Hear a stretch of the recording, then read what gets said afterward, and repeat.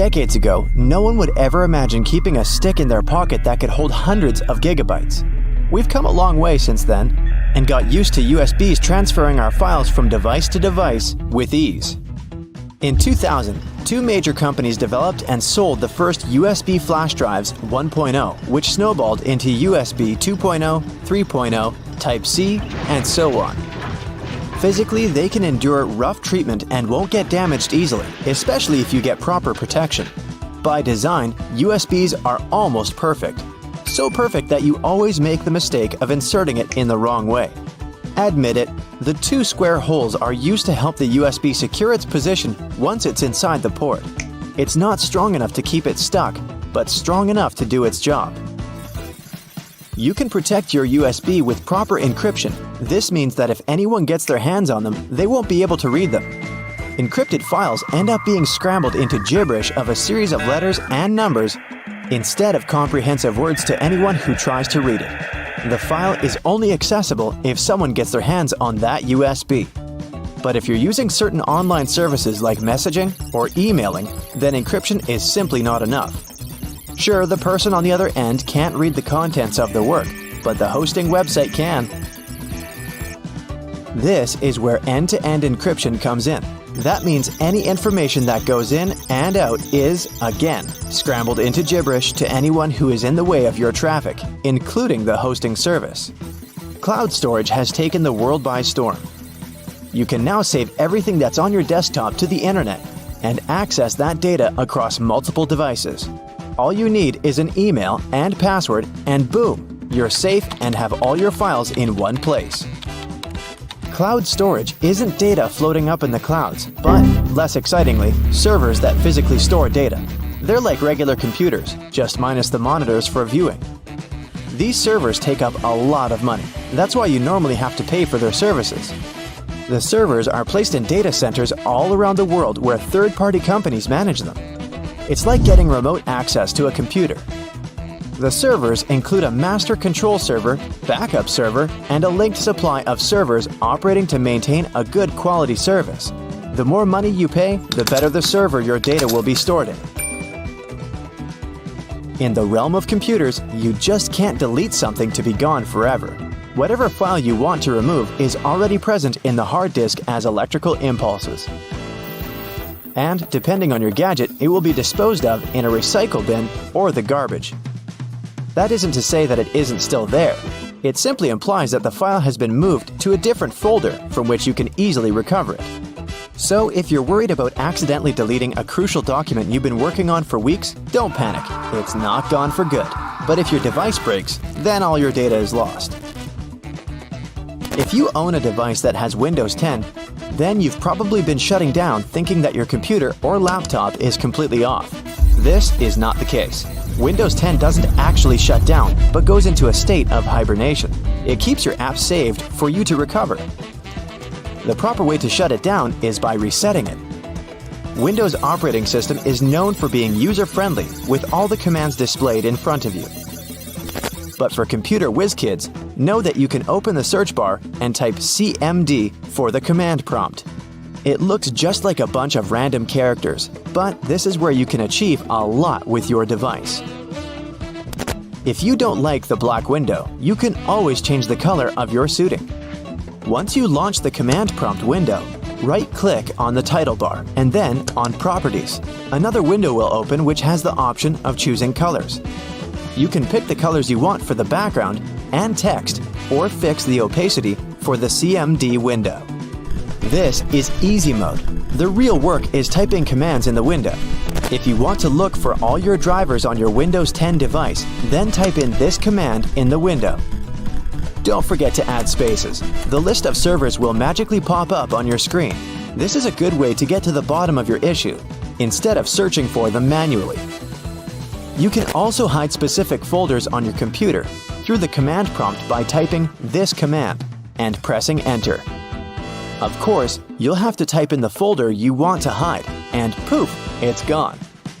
The non-tech way of doing this is by opening the Properties pane in the folder and clicking on the checkbox that shows Hidden.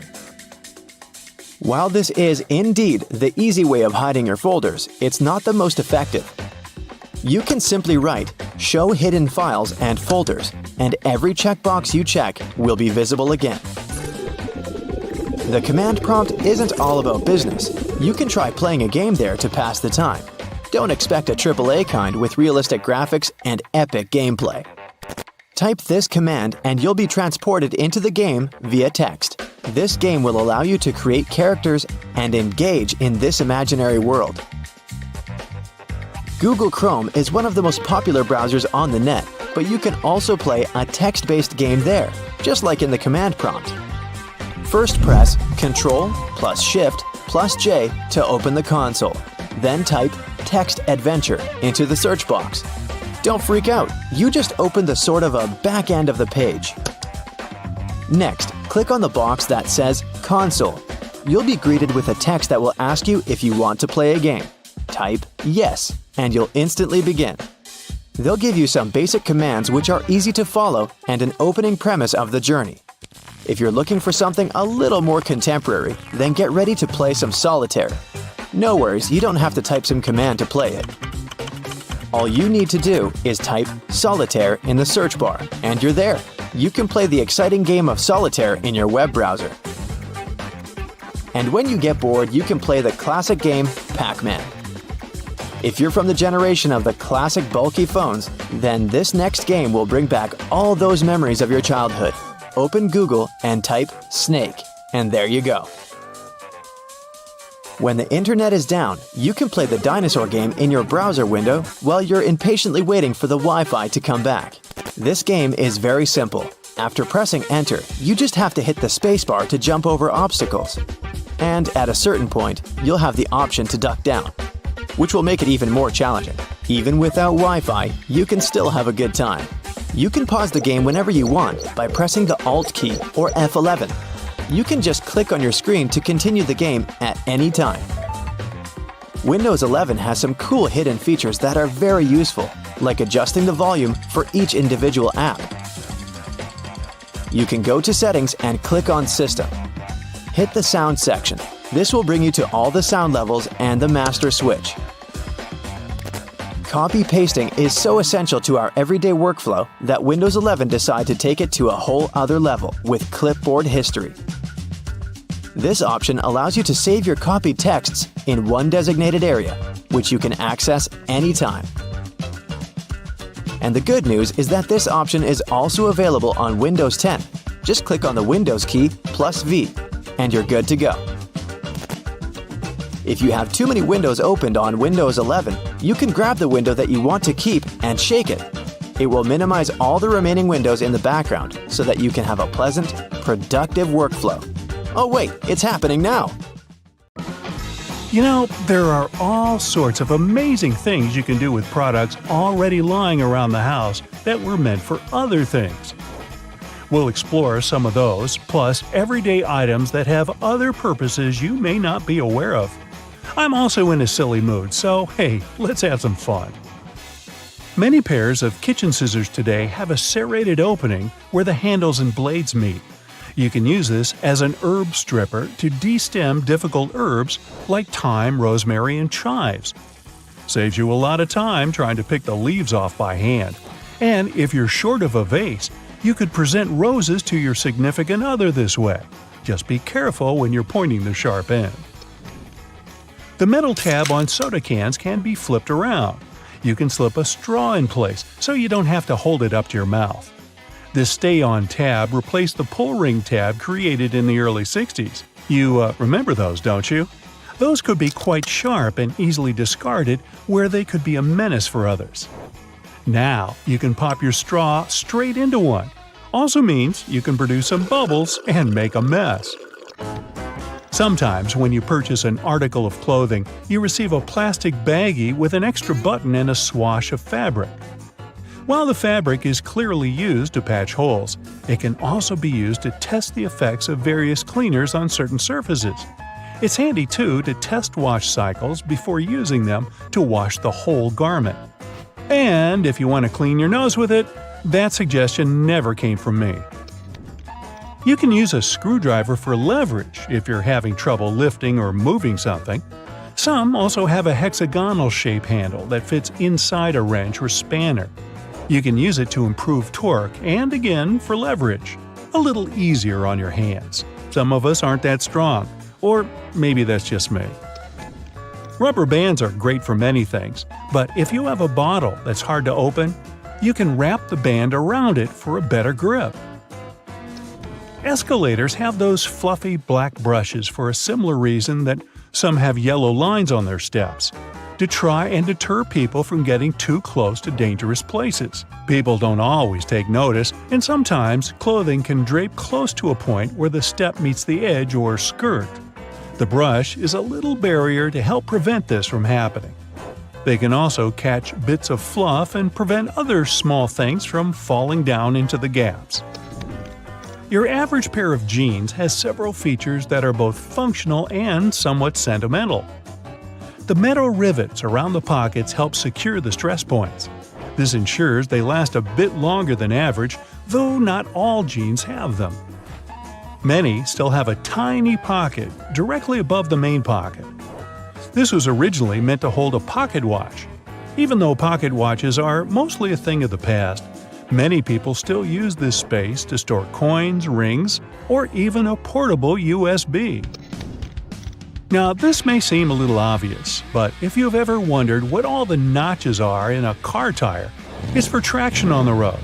However, there are also a good indicator if your tire is getting too worn down. If those notches aren't so deep anymore and are almost flush with the road, it's time to replace them. If you don't, the next time you try to stop suddenly at a stop sign, you might be surprised to find your car has turned into a giant roller skate. Those takeaway containers most associated with Chinese restaurants are designed to not only carry your food home, but to store them in the fridge. They double as a plate, as you can eat straight out of them and don't have to worry about dirty dishes. Yay! They were actually patented way back in 1894 to transport freshly shucked oysters and were known as oyster pails. They were later adapted to use as leak-proof containers for food. While you're sitting on an airplane and looking out the window, you may have noticed those little holes, or in some instances, a small singular opening near the bottom. This is called a breather hole, and no, it's not for you. It's designed to equalize the difference in air pressure which builds up between the pressurized cabin and the atmosphere outside, especially during high altitudes. It also releases moisture from between the panes to avoid frost from forming on the windows and obstructing that all-important view.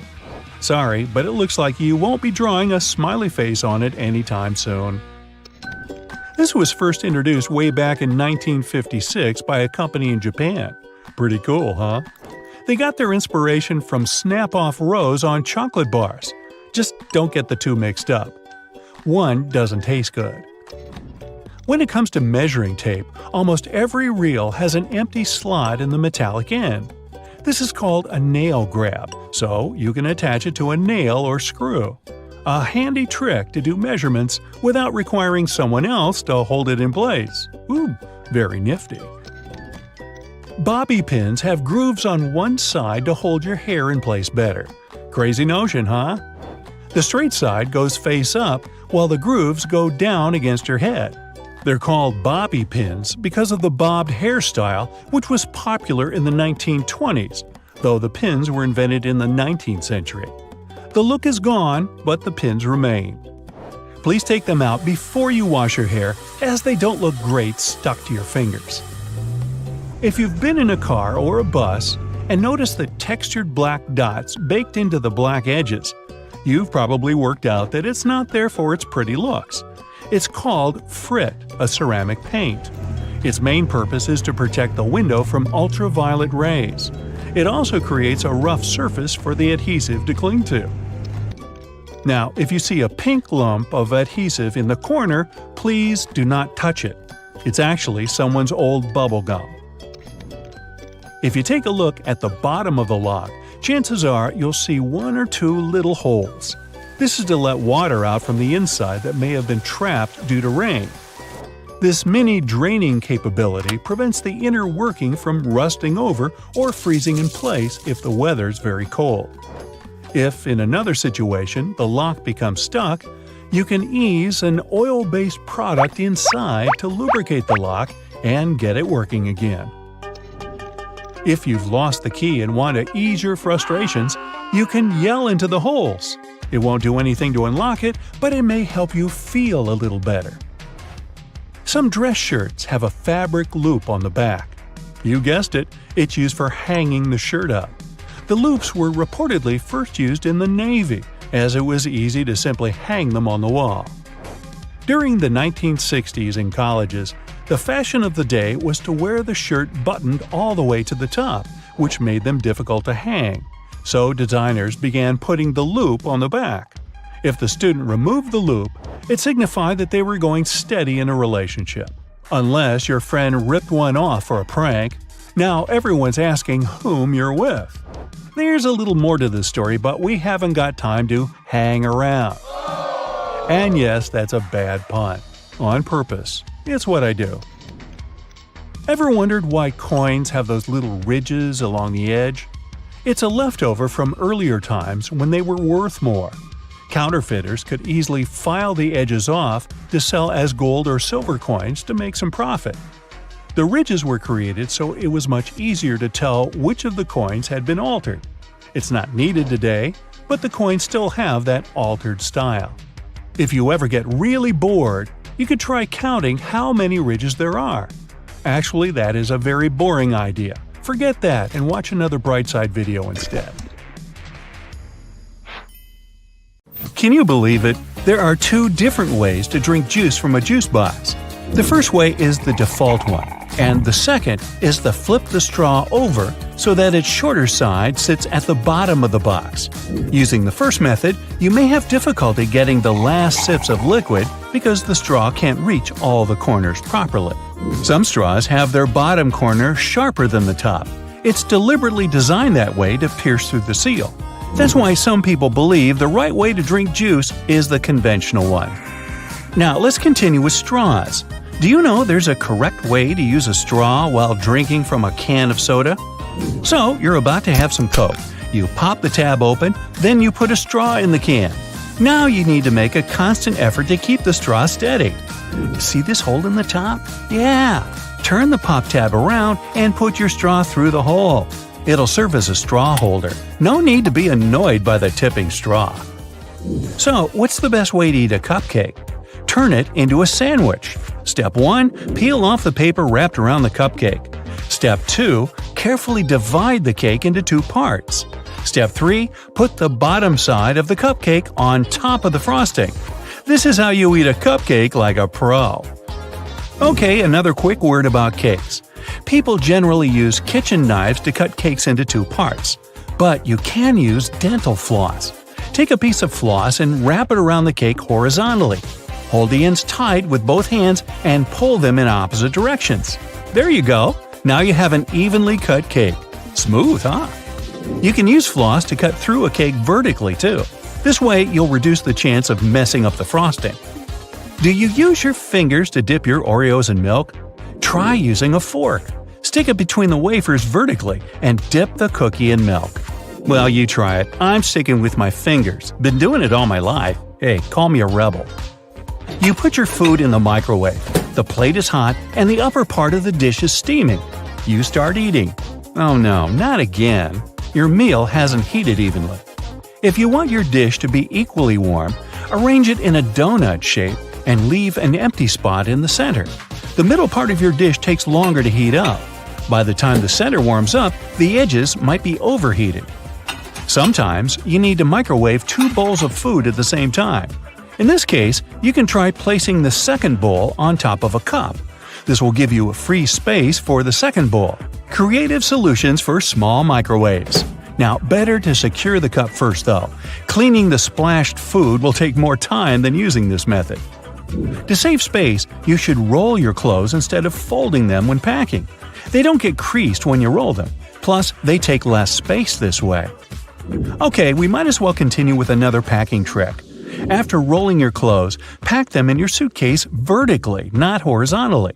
Your clothes will fit better into the bag, and you'll have more room for other essential stuff. Drinking iced coffee is a great way to cool your body on a summer day. Sadly, the ice cubes start to dilute the coffee pretty soon, changing the taste of the drink. To avoid this, you can freeze some coffee into ice cubes beforehand.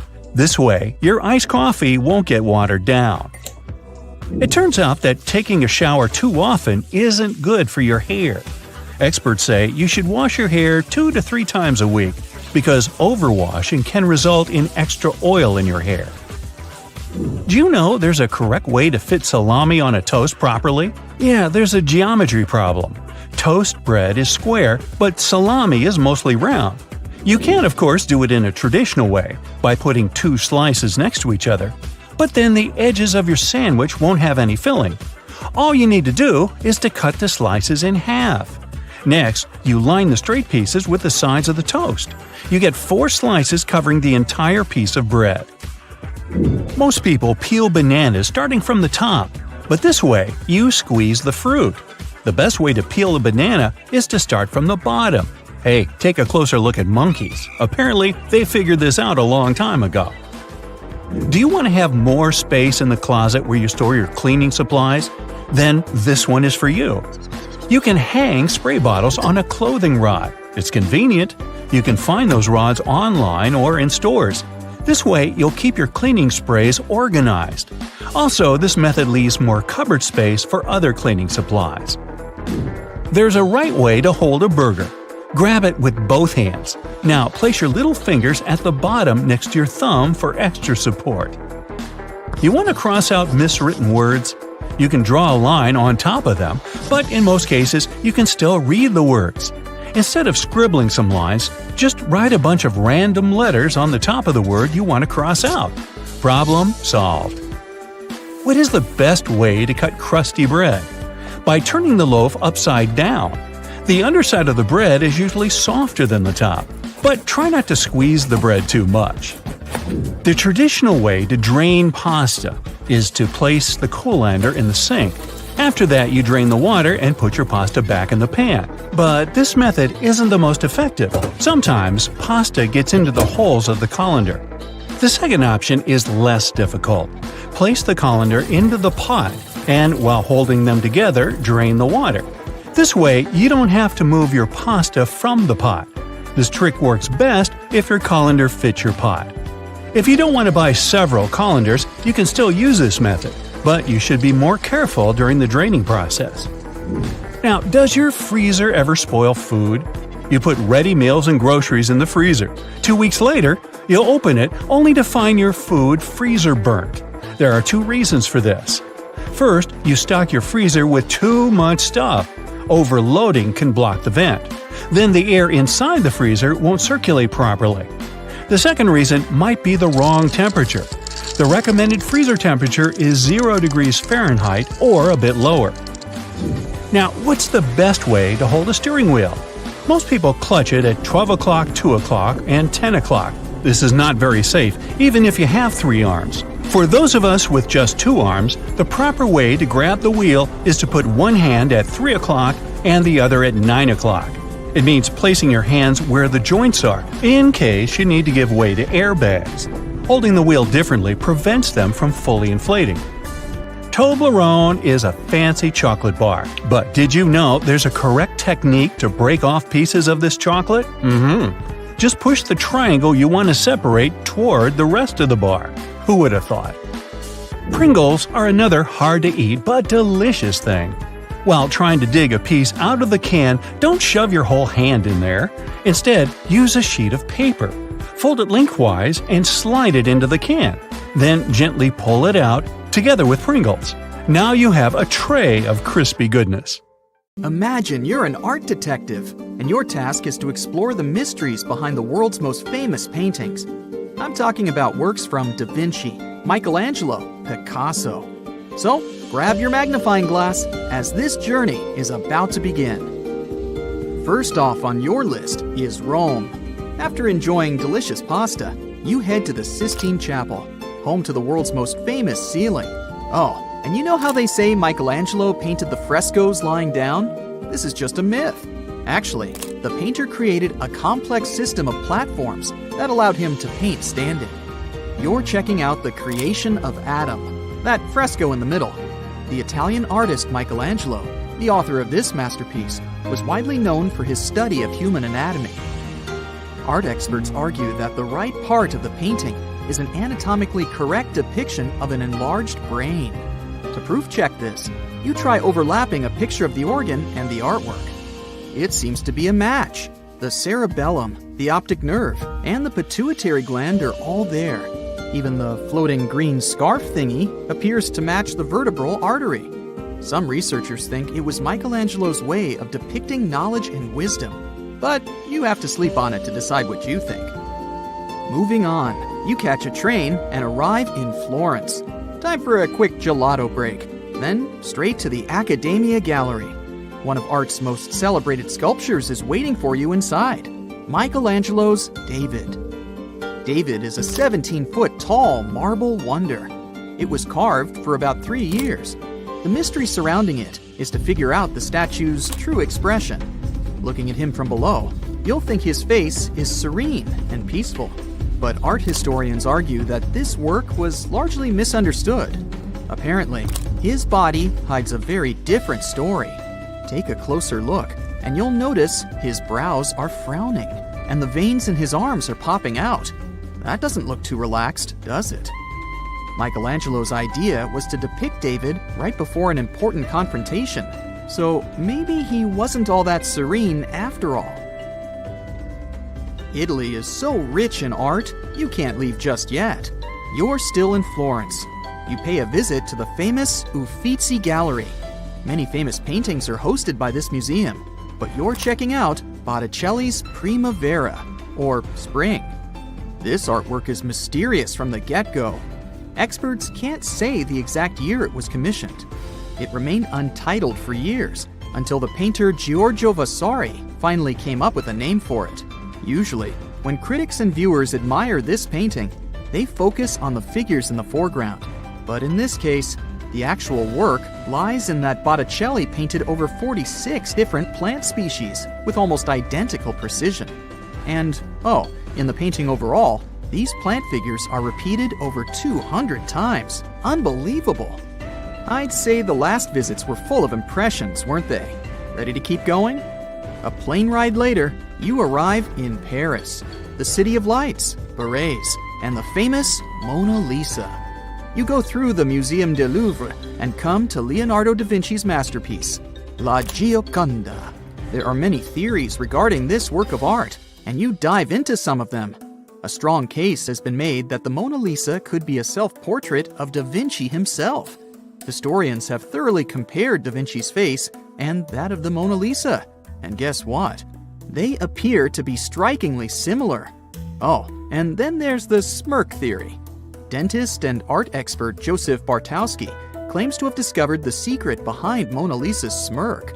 He says her tight facial expression is a typical indication of someone who lost their front teeth. Could it be so? Also, in 2010, the Italian Committee for Cultural Heritage found a collection of symbols hidden in the painting.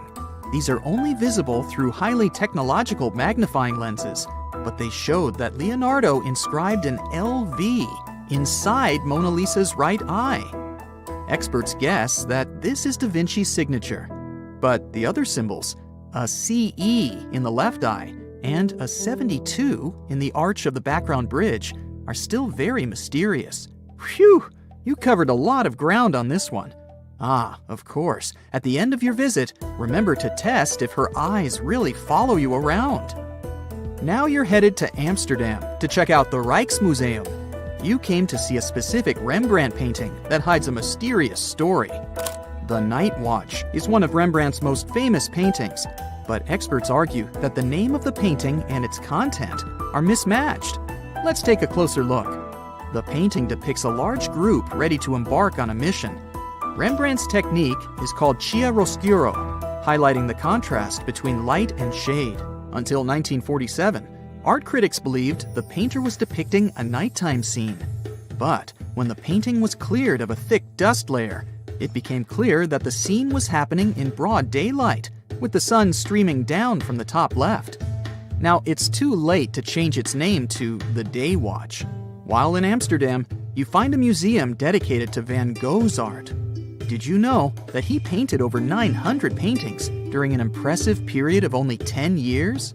Anyway, the Van Gogh Museum hosts the biggest collection of yellow sunflower paintings you'll probably see in your life. Actually, almost all of Van Gogh's paintings feature dominant yellow shades. This particularity of his art may be a result of how he saw the world. Some art experts have speculated that one of Van Gogh's remedies changed his color perception, making him see more yellow around him. Okay, so this trip just keeps getting better. The next stop on your list is the United Kingdom. Then, on to the National Gallery. You may spend hours looking at Jan van Eyck's painting Arnolfini Portrait and not see anything out of the ordinary. In the foreground, a couple holds hands and stares at the viewer. But if you zoom in on the mirror on the wall, you'll see two more people in the room. Art experts say the male figure in the painting has his hands raised to greet these two people seen in the mirror, and that one of the figures is Van Eyck himself. Oh, and that's not the only watermark the painter left. Above the mirror, you'll see his flamboyant signature. Jan van Eyck was here, 1434. And speaking of people trying to sneak into their art, Caravaggio, the renowned Italian Renaissance painter, left a little Easter egg in one of his famous paintings, Bacchus. This one is a bit difficult to spot. In the half-filled jar in the bottom left corner of the painting, there is a tiny self-portrait of the painter himself, hidden amongst the liquid. To see the image clearly, one needs the help of sophisticated technology, or at least a very efficient magnifying lens. But it's there, a male figure, aka Caravaggio, with a brush in his hand. Fun fact, the tiny self-portrait was first noticed in 1922, over 300 years after the painting was completed. It was forgotten due to poor conservation. To finish the trip, you fly overseas across the Atlantic, all the way to Chicago. The enormous collection of the Art Institute hosts a well-known painting by Pablo Picasso, The Old Guitarist. This painting's secret is so well hidden that it also needs the help of X-ray machines and super fancy technology. But the results are worth it. The readings show that Picasso painted The Old Guitarist on top of another unfinished painting. We can clearly see the outlines and shapes of a half-drawn female figure that Picasso gave up on mid-work. The emerging artists of the time used that way of saving money quite often, as canvases were expensive. This was quite a tiring world trip, wasn't it? Get some rest, Sherlock of Art. The Queen's Guard all appear to have the same uniform, with a shared role of standing stoically for a long time. But if you look closely at their hats, there are 5 different types. The Grenadier has a white plume, the Coldstream has a red one, the Irish a blue plume, the Welsh green and white, and the Scots Guard has none. Their different divisions perform similar ceremonial duties at Buckingham Palace. But they have other actual roles as well, suited to their specialization. When peeling your boiled eggs, you can see a hidden layer under the shell. These 2 membranes, an inner and outer one, are made from the same stuff as your hair, keratin. It protects the inside from bacteria and stops liquids from escaping. You use X in your text, which represents a kiss. It's been used this way for a very long time. Its original purpose dates back to the Middle Ages, where it was a representation of a person's faith, honesty, and sincerity. Those that would sign off with an X would kiss it after signing as a display of a sworn oath. The X's meaning later changed to represent the action of kissing. And the first document showing this was a letter dating back to 1763, written by a naturalist, Gilbert White, who sent it to his wife. William Shakespeare is a name familiar to everyone. However, we don't know whether this was the actual way his name was spelled, and neither did he. He signed 80 different variations of his name spelling on all his works. Historians haven't a clue which the correct spelling is.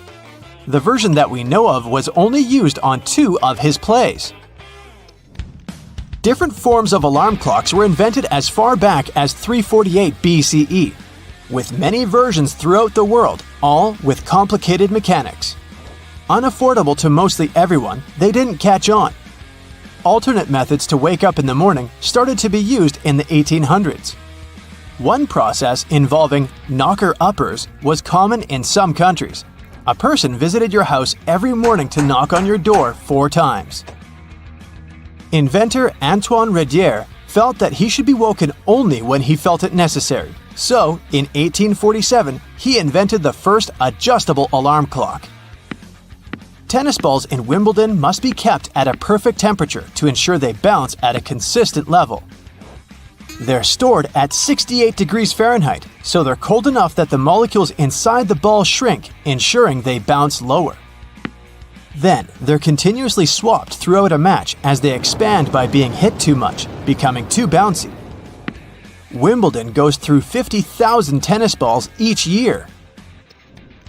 You enjoy the smell of a freshly mowed lawn, as you associate it with the weekends and summer. But that smell is a sign of stress made by the grass. Grass evolved to emit various elements when being eaten by bugs. This signal attracts predator insects to remove them. But unfortunately for the grass, there's nothing large enough to deter a lawnmower. There is no oxygen inside your packet of chips. If there was, it would influence the combination of molecules forming inside, spoiling the chips faster. The packets are instead filled with nitrogen, which pushes oxygen out. And this extends the shelf life and quality of your chips. You're traveling by plane overnight and just can't get to sleep.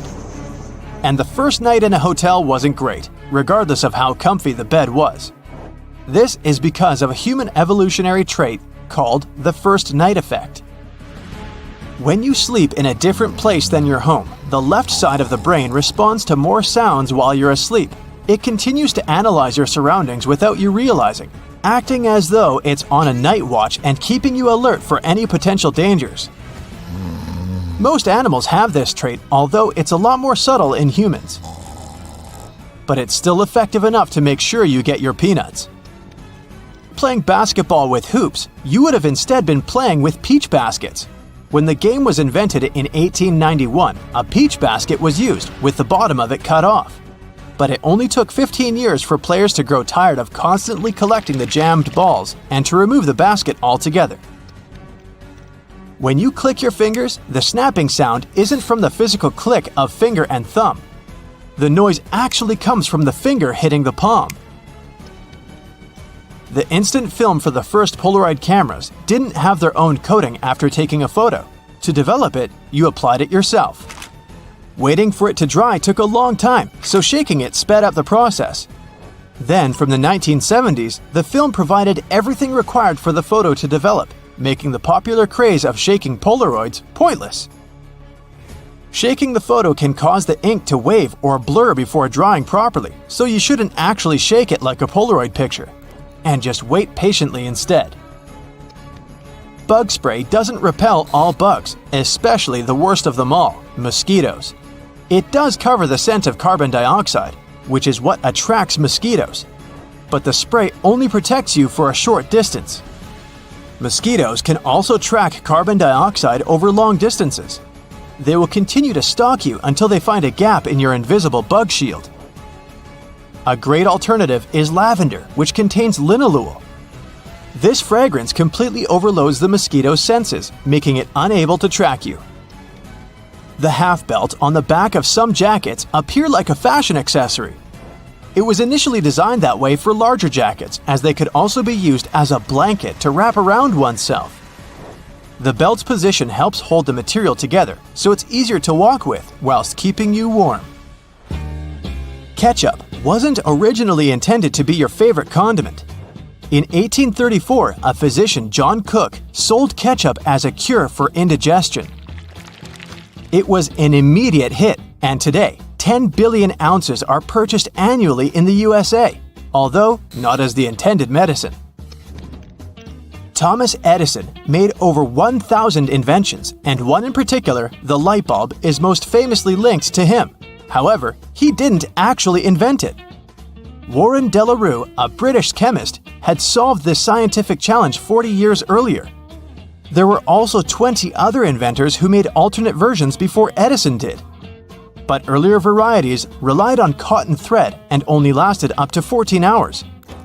Edison, in 1880, used a carbonized bamboo thread instead, and his worked up to 1,200 hours. It became the most commercially viable light bulb, and today's ones are similarly shaped to Edison's original. The first treadmill was used in England in 1818. It was a large wooden cylinder with a handrail, although it wasn't used to keep fit. Convicted criminals would be forced to use these for up to 10 hours per day as a punishment. The energy output potential was realized, and soon it was built to work with water pumps and grain grinders. It was so effective that it was used in all prisons throughout the country. But in 1902, it was decided that it was too harsh and stopped. And now, this cruel punishment is mainly found in gyms. During the 1940s, there was a shortage of cocoa, and it was important to find a solution to this problem. A production company found a way by mixing only a small amount of cocoa with hazelnuts and milk, and the original Nutella was created. It started out as a loaf spread, like a stick of butter. It then transformed into a creamier version inside a jar in 1951, but it wasn't until 1964 that it was given its famous name. Your passport might be a dark shade of either green, blue, or red. The darker color not only makes them appear more official, but is intended so that through its journeys, the dirt that's collected is more easily hidden.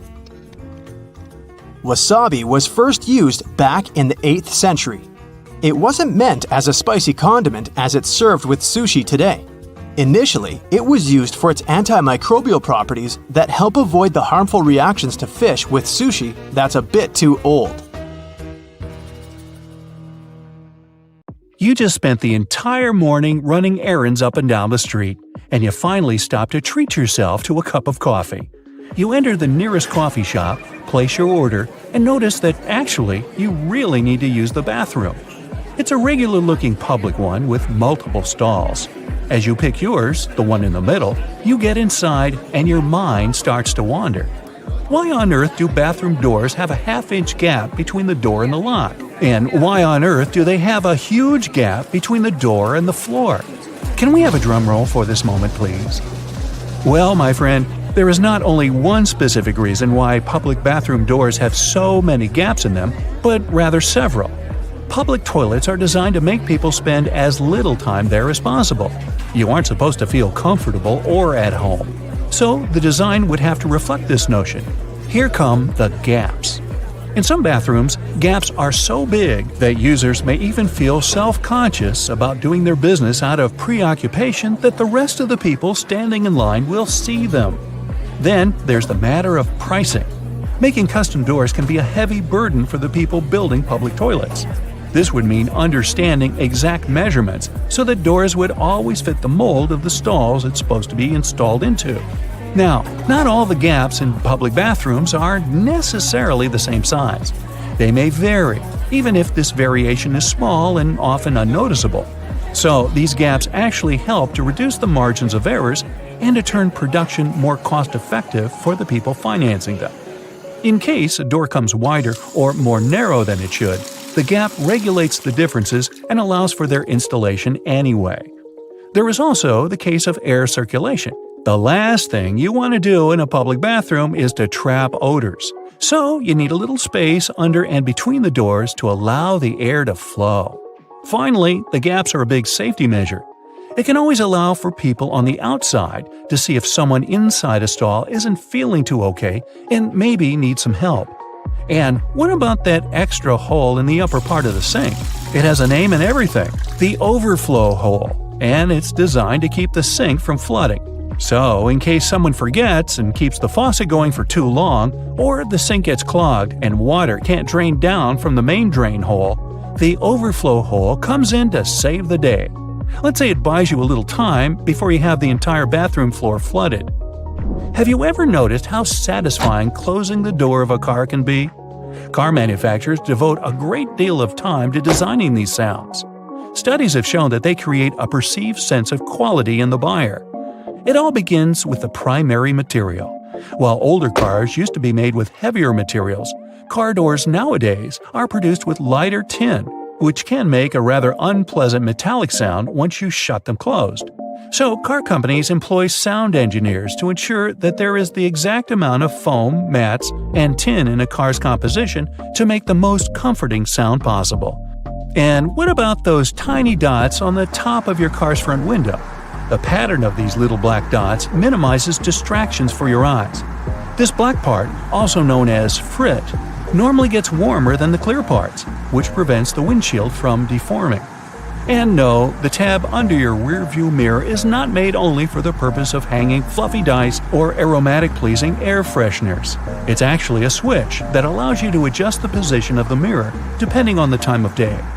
Flip it one way and it's the daytime driving mode.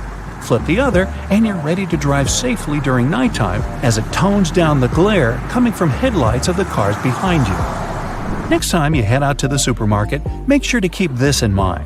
In case you don't have a coin to unlock these shopping carts, there is a well-kept secret that can help you out. If you have your house keys on you, check for a rounded key head. If you happen to find one, try using it to unlock the cart. It should fit perfectly in there, replacing the need to carry coins around. Because, if we're being honest, who still has them? Elevators. If you want to ride them on your terms, and your terms only, make sure to try something out. Most elevators have a secret button combination you can use to skip all the other selected floors and go directly to the one of your choosing. This might work out, especially on those days when you've pressed 13, but you wanted to press 33. On most elevators, this works once you simultaneously press the closed door button together with your floor number. This should help you get to your floor without stopping. Some elevators require you to double press the selected floor numbers, as double pressing will often cancel the previously made request. While other elevators require you to hold the open door button and then double press the buttons of the floors you'd like to cancel. Now, to stay out of trouble, it's best not to cancel the floors of the other people in the elevator. They won't take it kindly. Also keep in mind that there are elevators that might not have this function. Now, for honey lovers out there, go ahead and raise your hand. If your pot of golden honey is crystallized, know that it is actually a good sign. Crystallized honey means that it hasn't been pasteurized, which means better product quality. With a decrease in temperature, the natural ingredient of honey, also known as glucose, will make it crystallize. Now, try making the best of it. To add some texture to your oatmeal or toast, add a layer of crystallized honey and enjoy nature's sugar. And if you don't like crystallized honey, plop it in the microwave for a minute or two. Ah, winter and fall. You know what this means, right? Sweater weather. But there's nothing more annoying than wearing your beautiful wool sweater and itching yourself all the way through it. Actually, I can be more annoying than that, but let's talk about itchy sweaters. To keep this from happening again, here's the secret. Turn your sweater inside out and soak it in cold water. Add 2 or 3 tablespoons of vinegar and let it sit for a while. Then, drain the water. Now, while the sweater is still wet, massage a generous amount of hair conditioner into the fibers of the wool. After letting it soak in the hair conditioner for about 30 minutes, gently press the excess water out of the wool and leave it to dry flat on a towel. There you go! No more itchy sweater. Any fast food restaurant you go to will hand out small paper cups for customers to fill with their ketchup, mustard, or barbecue sauce. But if you're eating some chicken nuggets or trying to dip your burger into the cup, there's always that bit of sauce that seems impossible to reach. Next time, try unfolding the cup. It'll turn into a small paper plate, and this way you'll get all the ketchup you poured in the first place. Padlocks used in outdoor environments should be cleaned and lubricated every 3 months. Regular lubrication will help prevent padlocks from freezing in cold weather conditions. Look for the tiny hole on the bottom of the lock. Then pour oil into it, and there you go. It opens again. One thing we often neglect is a point in an ointment cap. These pointy surfaces were designed to help us break the tinfoil protection of the ointment tube. You just turn the cap over and break the ointment seal with its own cap, and there you go. After a long day of work, all you really need to do is a bubble bath. You turn on the hot water and let it run for a few minutes. You might even light a candle and pour some essential oils into the water. Then, in comes the liquid soap. You stir the water until the entire surface of the tub water is crammed with bubbles and make your way in. The bubbles in a bubble bath have a fundamental primary function. Their job is to preserve the water's temperature, just so you can have warm water for longer. Do you have sweaty feet? Weird question, I know. But if you're one of these people, here's some good news. All is not lost. Try putting a dry tea bag inside your shoes and storing it in a dry place for a while. The tea bags will absorb the humidity and the smell off the soles of your shoes. So here I am thinking, shouldn't we have learned these things in school? You're heading to a supermarket to get a few small items. The self-service checkout is way faster than waiting for people to unload their huge shopping carts. Analyzing now. But this loud voice from a machine, commanding over and over again, spoils all the appetite. Analyzing now. I have some good news for you. You can turn it off. Take a closer look at the screen. You'll probably see a volume button at the bottom. Use your finger to mute the annoying polite voice once and for all. Not all machines have this hidden option though, but it's definitely worth checking out. Usually, a sunflower oil bottle has this weird inner cap. Most people remove the entire top layer and throw it away. But there's actually a better way to use it. Turn the removed element inside down and put it into the bottleneck. It will make a great dispenser, and you'll never spill more oil than you wanted in your salad. Planning a picnic with your friends in the wild? Forget about the classic picnic basket. We got it all wrong. It's not a basket, but a bucket. Yep, it's way better to put your picnic stuff into several buckets. This will help evenly distribute the weight among all guests. And when you find a nice spot for your picnic and get all the stuff out, turn the buckets over and use them as stools. When the food is over, put the buckets into each other to save space on the way back home. Your toast is getting burnt, but you don't have any kitchen tongs at hand? Take 2 identical forks, put them together tine to tine. Stick them tightly with a rubber band, and voila, your tongs are ready. Ever wondered what this double bottom under the Nutella lid is for? There's only one way to find out. Here's a brand new Nutella jar. Let's remove the white carton circle and then peel off the foil. Surprise!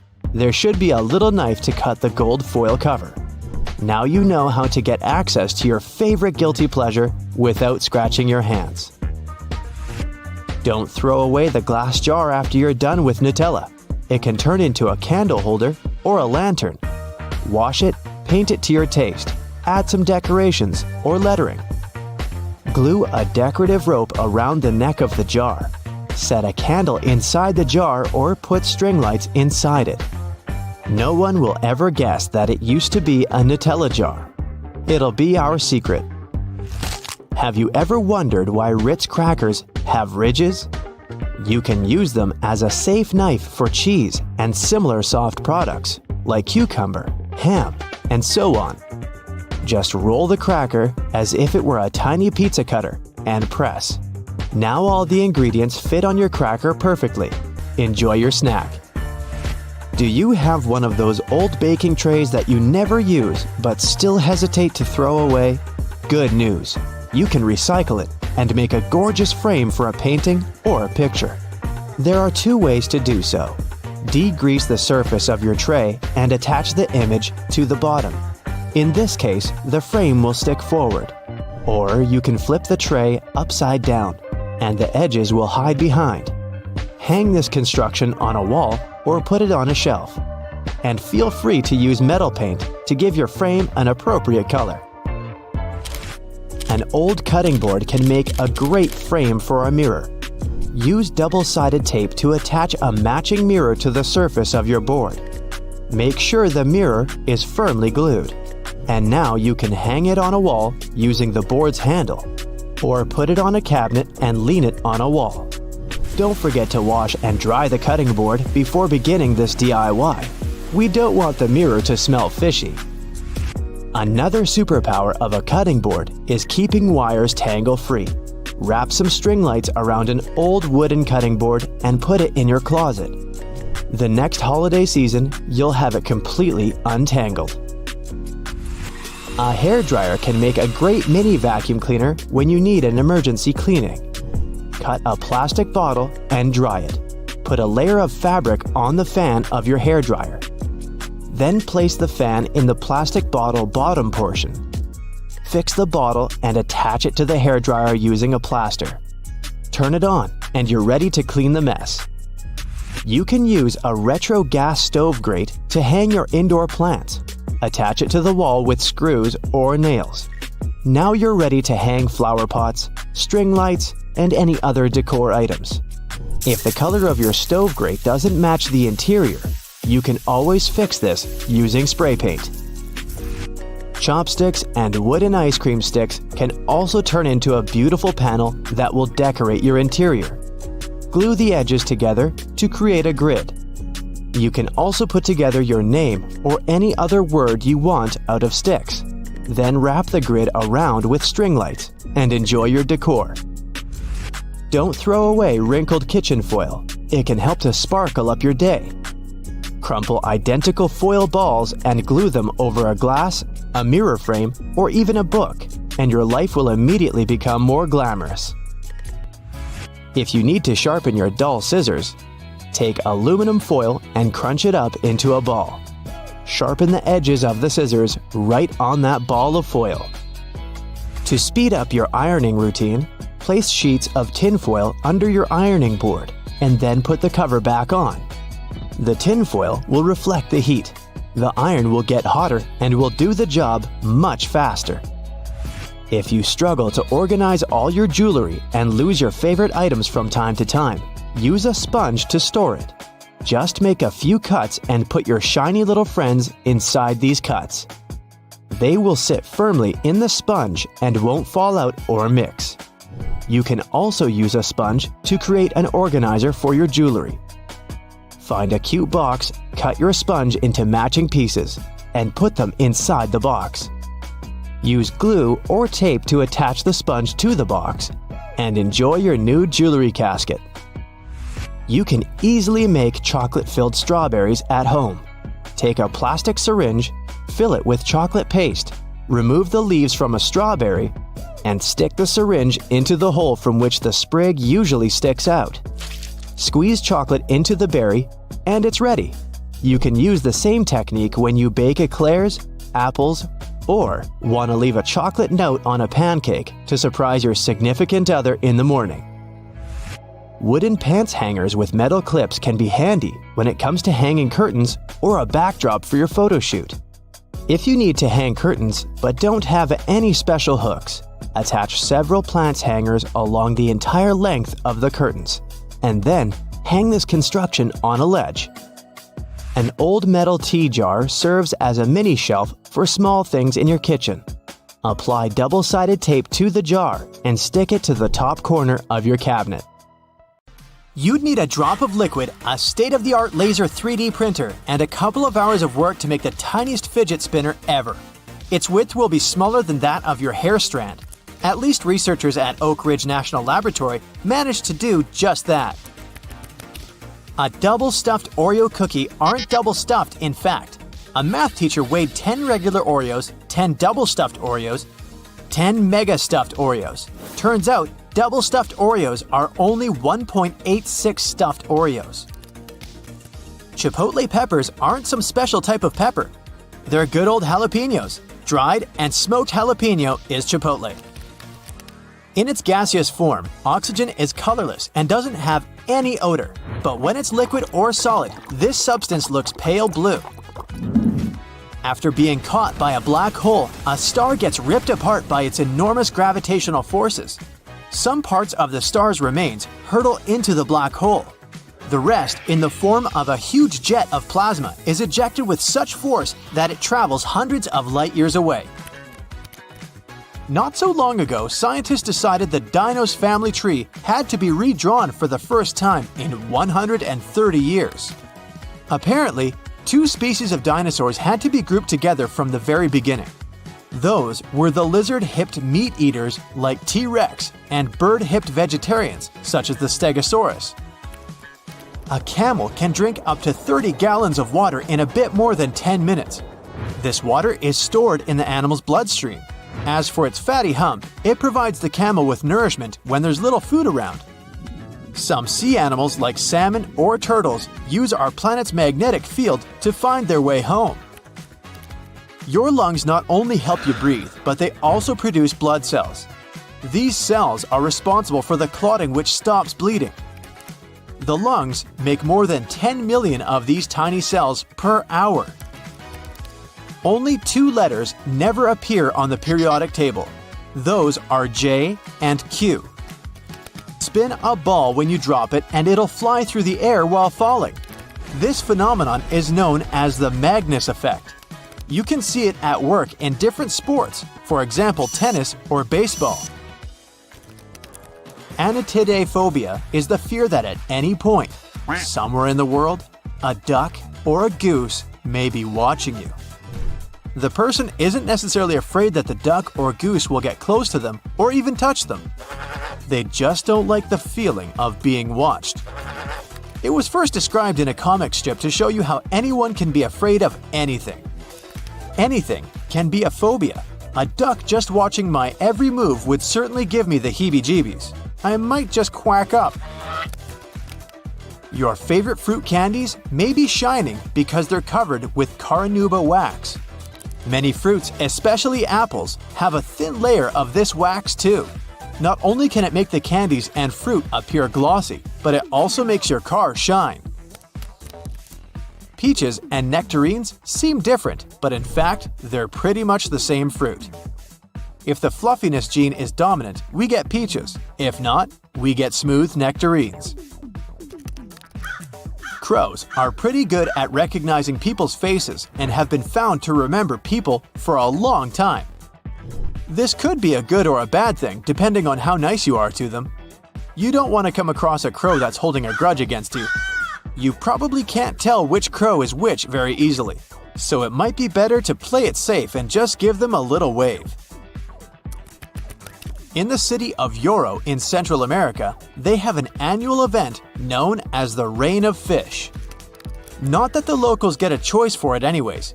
Every year in May or June, a torrential rainstorm rolls through the town, leaving a mass of fish flopping around in the streets.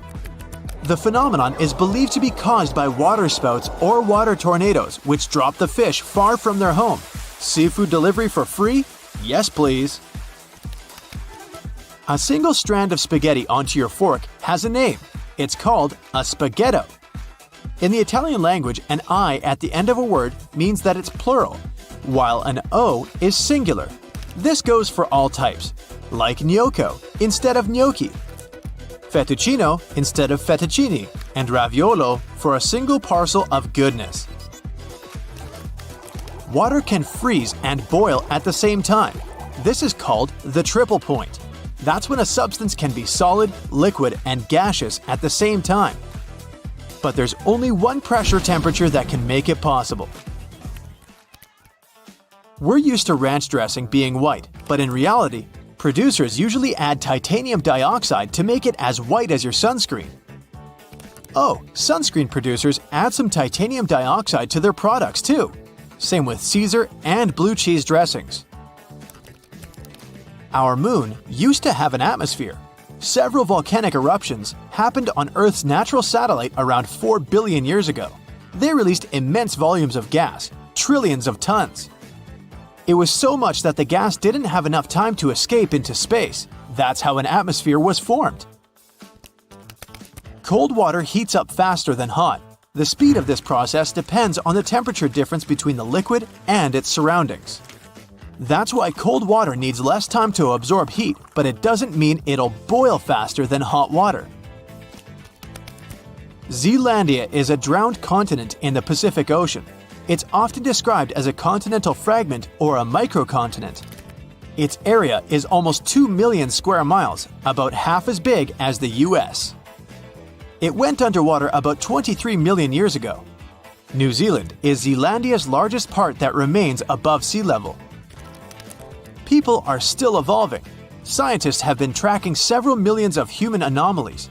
It turns out some harmful genes are slowly but surely getting filtered out of human DNA.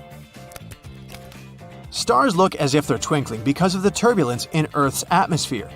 It makes the light from the stars move in a different direction before reaching our eyes, and this looks as if the light is shaking. It takes water 1,000 years to complete its continuous journey around the world. The whole process is known as the Global Ocean Conveyor Belt. Bismuth is a brittle, shiny white metal with a pink tinge. If you melt it and then let it cool really slowly, it'll form iridescent cubic crystals. Those Skittles and M&M candies are colored with beetles. Red food dye is made of carmine, which is made with cochineal beetles.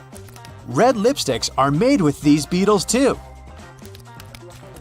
The rocks, metals, and other minerals and things that make up the planet are packed into the ground more tightly in certain places than in others. This has surprising consequences. Gravity varies slightly depending on where you are. How high up you are also has an effect, so if you're at the top of Mount Everest, you'd also weigh slightly less. Don't look down.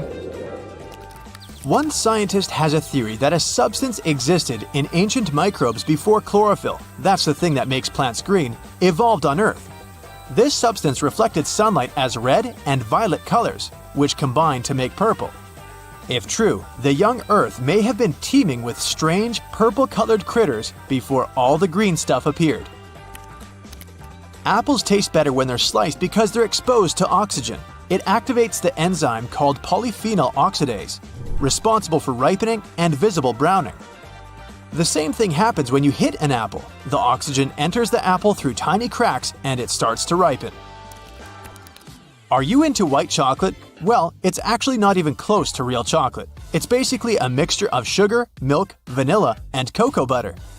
Cocoa butter isn't enough for chocolate. It should contain chocolate liquor or powder. The only product that never expires, even if you don't store it in the fridge, is honey. It has a low pH and lots of sugar. That's why organisms that cause spoiling can't live in honey. If two pieces of the same kind of metal touch in space, they bond and get stuck together. It doesn't happen on Earth because water and air keeps pieces apart. People are more honest when they're tired. That's why most confessions are made during late-night conversations. Firefighters usually extinguish flames with wet water. It's water mixed with special wetting agents. These are chemicals that help water soak into objects and spread everywhere more easily. The Sun is an average-sized star, and still it could fit 1,300,000 Earths. The star is also 333,000 times as heavy as our planet. People have been able to spell their emails in Morse code since 2004. That's when a new symbol, @ was added to the code for the first time. The character is actually called a comet and consists of the A and C signals with no break in between. Linda is an intern at a dental clinic. She's walking up to her car with a coffee in one hand and a purse in the other. She takes out the keys, but they fall out of her hands. She puts the bag on the car's roof, picks up the keys, opens the door, starts the engine, and drives away. She pulls out onto the road and realizes she must have left her bag on the roof. Linda pulls over, gets out, and looks back. Her purse is on the ground. Linda's approaching it, but a truck runs over the bag.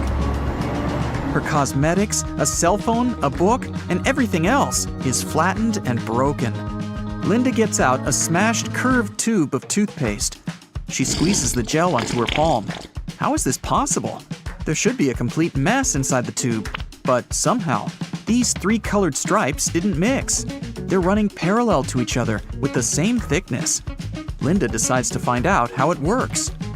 She comes home and puts the toothpaste in the freezer. After a couple of hours, she takes out the tube and cuts it in half. She sees a frozen substance with three colors inside. It seems they put the gel in the tube in this way. with 3 stripes. When you squeeze the tube, the paste comes out evenly. Okay, but why don't these colors mix inside?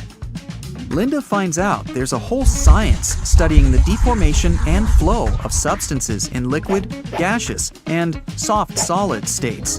They call it rheology. They use this science to create the necessary viscosity and density of toothpaste to prevent it from mixing inside the tube and turn it into foam as you brush your teeth. They put toothpaste in the tube from the backside with the help of a special machine. Different strips inside the tube have the same rheology. Under uneven pressures, they retain the same thickness and flow. When at rest inside the box, these strips have a more voluminous shape. But when you squeeze them, they get thinner as they approach the nozzle. They're released at the same speed and consistency, no matter how hard you press. The toothpaste regains the thickness after being pressed. It's like a marshmallow that returns to its shape after you've smashed it. Some dental companies equip their product with a small cylinder connected to the nozzle inside the tube. They fill the pack with white paste and put a small amount of 2 colorful gels on the sides of the cylinder. As you're squeezing out the toothpaste, it's passing through both sides of the cylinder and pushing the colored gel out of the container. Then, all of it comes through the nozzle in the form of 3 stripes. There are a lot of different patterns of toothpaste. It can be 3 stripes or just one color. But white, red, and blue are the classics. The white stripe is responsible for whitening teeth and removing the dirt. This is an essential function of toothpaste, so there's a lot of white gel. The blue stripe is responsible for fresh breath and protection from germs. The red color protects and strengthens the gums.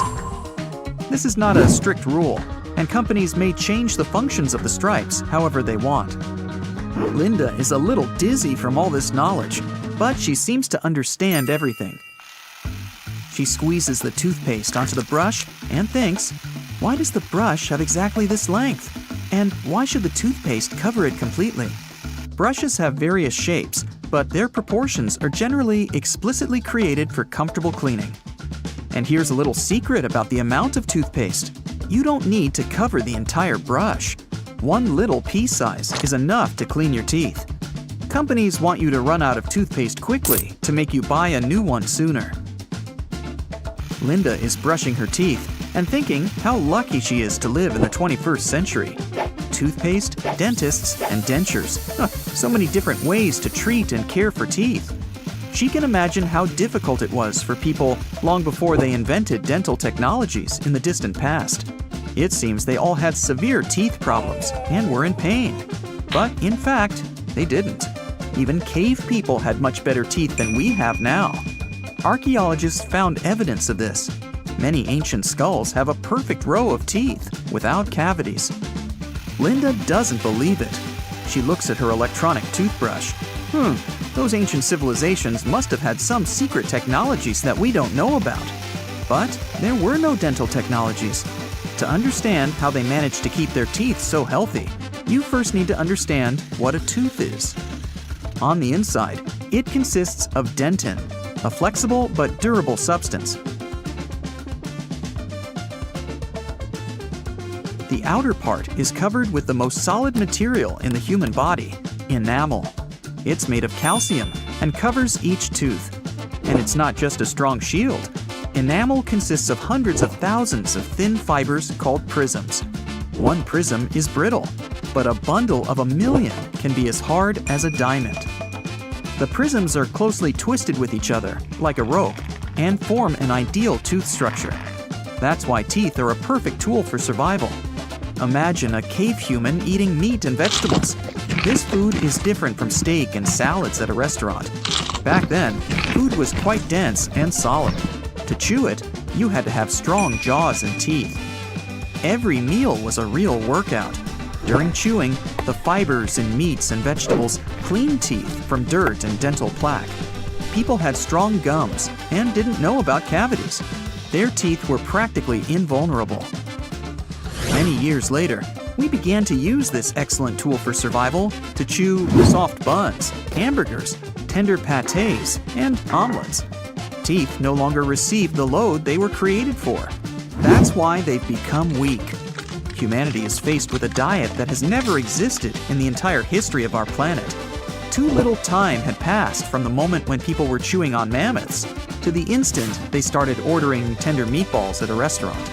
In simple words, softness has taken over the strongest material in the human body. Yeah, the teeth became weaker, but then another serious problem arose: sugar. Cavities appeared when they first brought sugar to Europe. This delicacy instantly became popular.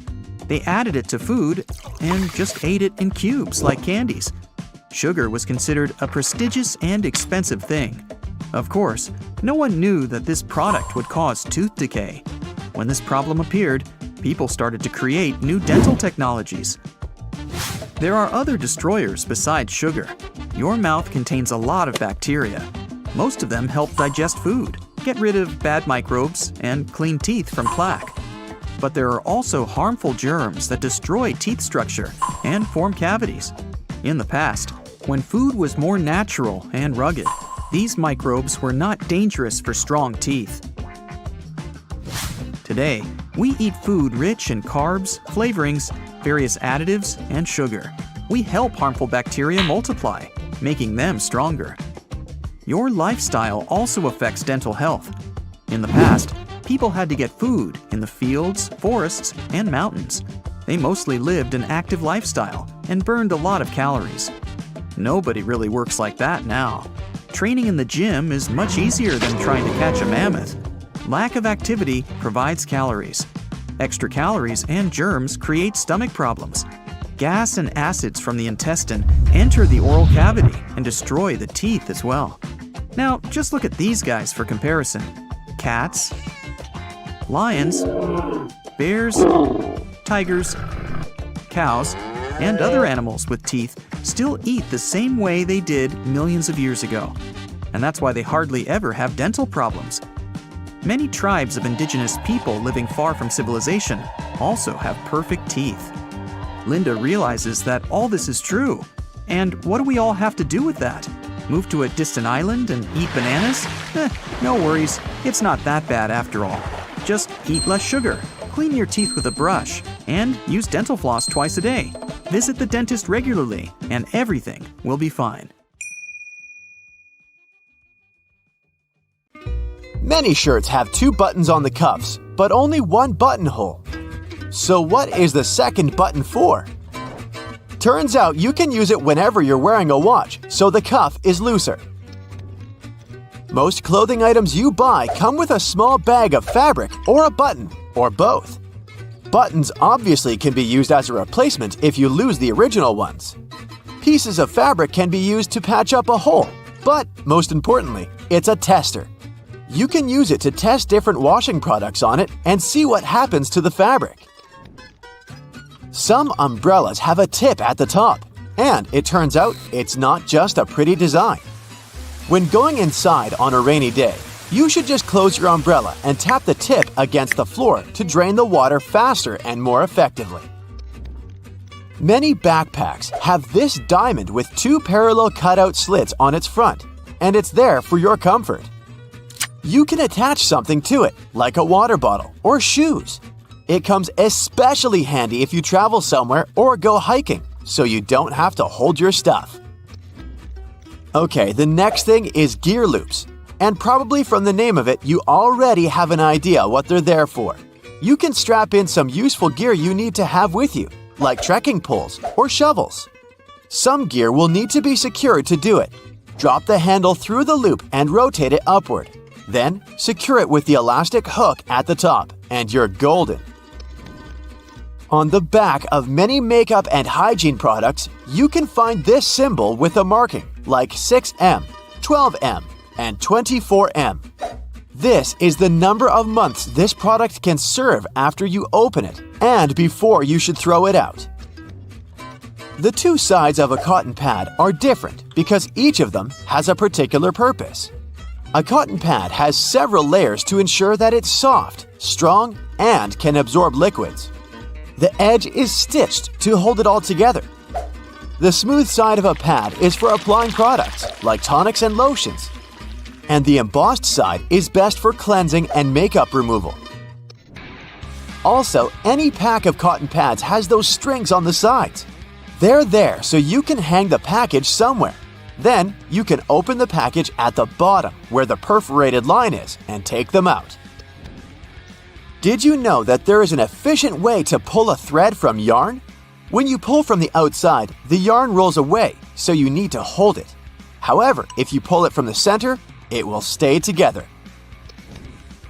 We're all familiar with staplers, but I bet you don't know all its secrets. Most staplers have a compartment to store spare staples, which can be located either on top or at the bottom. Also, surprise! This metal plate you press staples against can be turned around. This way, the device will be able to staple your documents by turning the metal ends outwards. No need to wonder whether you need to get a smaller or bigger container. Turns out, plastic food containers have volume measurements on their bottoms, indicating how much food they can fit.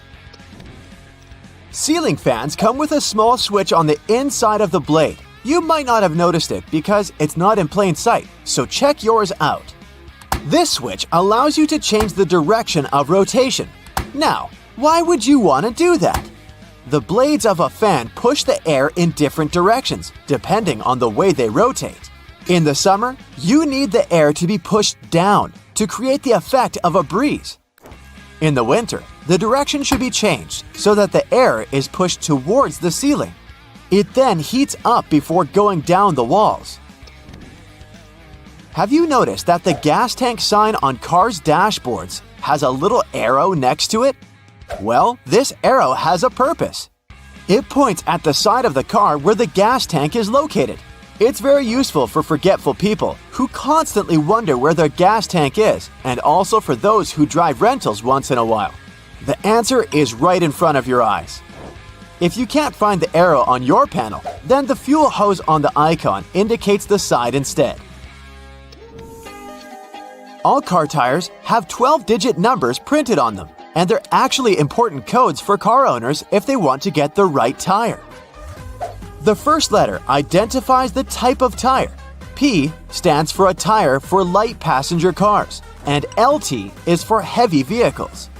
Then, the following numbers stand for the width of the tire, its radial, and its diameter. Measuring tapes have that metal stud on the end, which you can use to attach the tape to the surface you measure. This way, you don't need to hold it yourself. But there's also a small slot, which can be used to hang the tape on a nail, again to free your hands and keep measuring. The bottom of the end of the tape has a ridged edge. It will help you make a mark if you don't have a marking tool with you. On the tape, there are black diamonds that are placed every 19.2 inches. They're useful for construction workers when spacing engineering joists. They can also be useful for you if you want to hang something heavy, for example. The diamond will mark the exact center of a wooden joist. Those are placed 16 inches apart from one another. There, you can drill something to that center to make sure whatever you hang is safely attached to the joist instead of the unreliable thin wall. Pictures will survive, but it's particularly important if you're hanging something heavy. Did you know that batteries have an expiration date? Yes, it's printed right on their label, but I've never noticed it before. The expiration date doesn't mean you can't use it after that. It's more like a recommended usage period, after which the manufacturer can't guarantee full battery life due to deteriorated components. These little feet keyboards have are actually a standard. The height of a keyboard should be adjustable, allowing the angle between 0 degrees and 15 degrees. The reason to fold the feet out is for you to see the keys better, in case you don't type blindly. A little problem that comes with it is that, in this case, your wrists are bent, and it's not good to keep them in this position for a long time. Pans have those holes on the ends of their handles. They're not just there for you to hang them. You can also place your cooking spoon in there. It'll hang right above the pan, and the sauce will not spill around. Make sure to tap off the sauce or food beforehand though, so that it doesn't go down the spoon's handle. Stickers with numbers you can find on fruits can tell you some information on how the food was grown. A 4-digit code that starts with a 4 means that the fruit was grown conventionally, meaning it contains chemicals and pesticides. So your best choice should be a fruit with a 5-digit number. And if you see the number 9, it indicates that the fruit is certified organic. On the bottom of plastic bottles, you can often notice a mark of a triangle with a number engraved in the middle. This number specifies the type of plastic that was used to produce the bottle. These codes help people and local recycling centers to sort returns. Products that were made of plastic of types 1 and 2 are the easiest ones to recycle. Plastics of types 3 through 7 are tougher to recycle. So get this, an extra hole at the upper part of the sink has multiple hidden functions. First, in case someone forgets to close the tap, the water won't overflow and the bathroom won't get flooded. Second, thanks to that hole, the water drains faster and it gives an escape for the air, helping the water flow down. Those 2 holes on a side of any Converse shoe are not only to let the stinky air out. Sure, breathability is important for any athlete. The second reason is that athletes lace through those holes to get a better grip. Donuts have a hole in the middle and it doesn't stand for O in donut. It's not designed for an easier grip either, though it can be quite convenient. It's actually made this way for mass baking so that they can cook all the way through evenly. Baby carrots are tiny and, unlike regular carrots, wet. Baby carrots aren't some special sort of carrots. They're actually made of regular carrots by cutting off the skin and outer layers and then polishing them to look that pretty. The problem is that they can't retain moisture. A regular carrot retains some water inside because of the layers that locks it in. Once they're chopped out, baby carrots can dry out easily, so they usually sell them in bags with some water inside. Toy stores are filled with Beanie Baby plush toys, and a detail that is even more iconic than their huge eyes is their tags saying TY. That's a small manufacturing company not so many people have heard of. Beanie Babies appeared in 1993 and they went insanely popular. TY is the name of the company, but it's not an abbreviation. It's the actual name of the company's founder, H. Ty Warner. Most metallic zippers have a hidden lock inside them to save you from awkward situations, such as an undone fly. Oh boy. Don't leave the zipper handle in an upward position. When you pull it downwards, it automatically locks. It's all thanks to those tiny grooves hidden underneath the handle. Almost any public toilet has a large gap between the floor and the door. The reason for such a zero privacy thing is to actually minimize the level of privacy and comfort, so that people wouldn't stay there long and there'd be no lines. It's also easier to clean, and safer if some emergency occurs. Headrests in a car are about comfort, and detachable headrests are about safety. If you pull the headrest out of a seat, you'll see 2 bars, which are quite sturdy.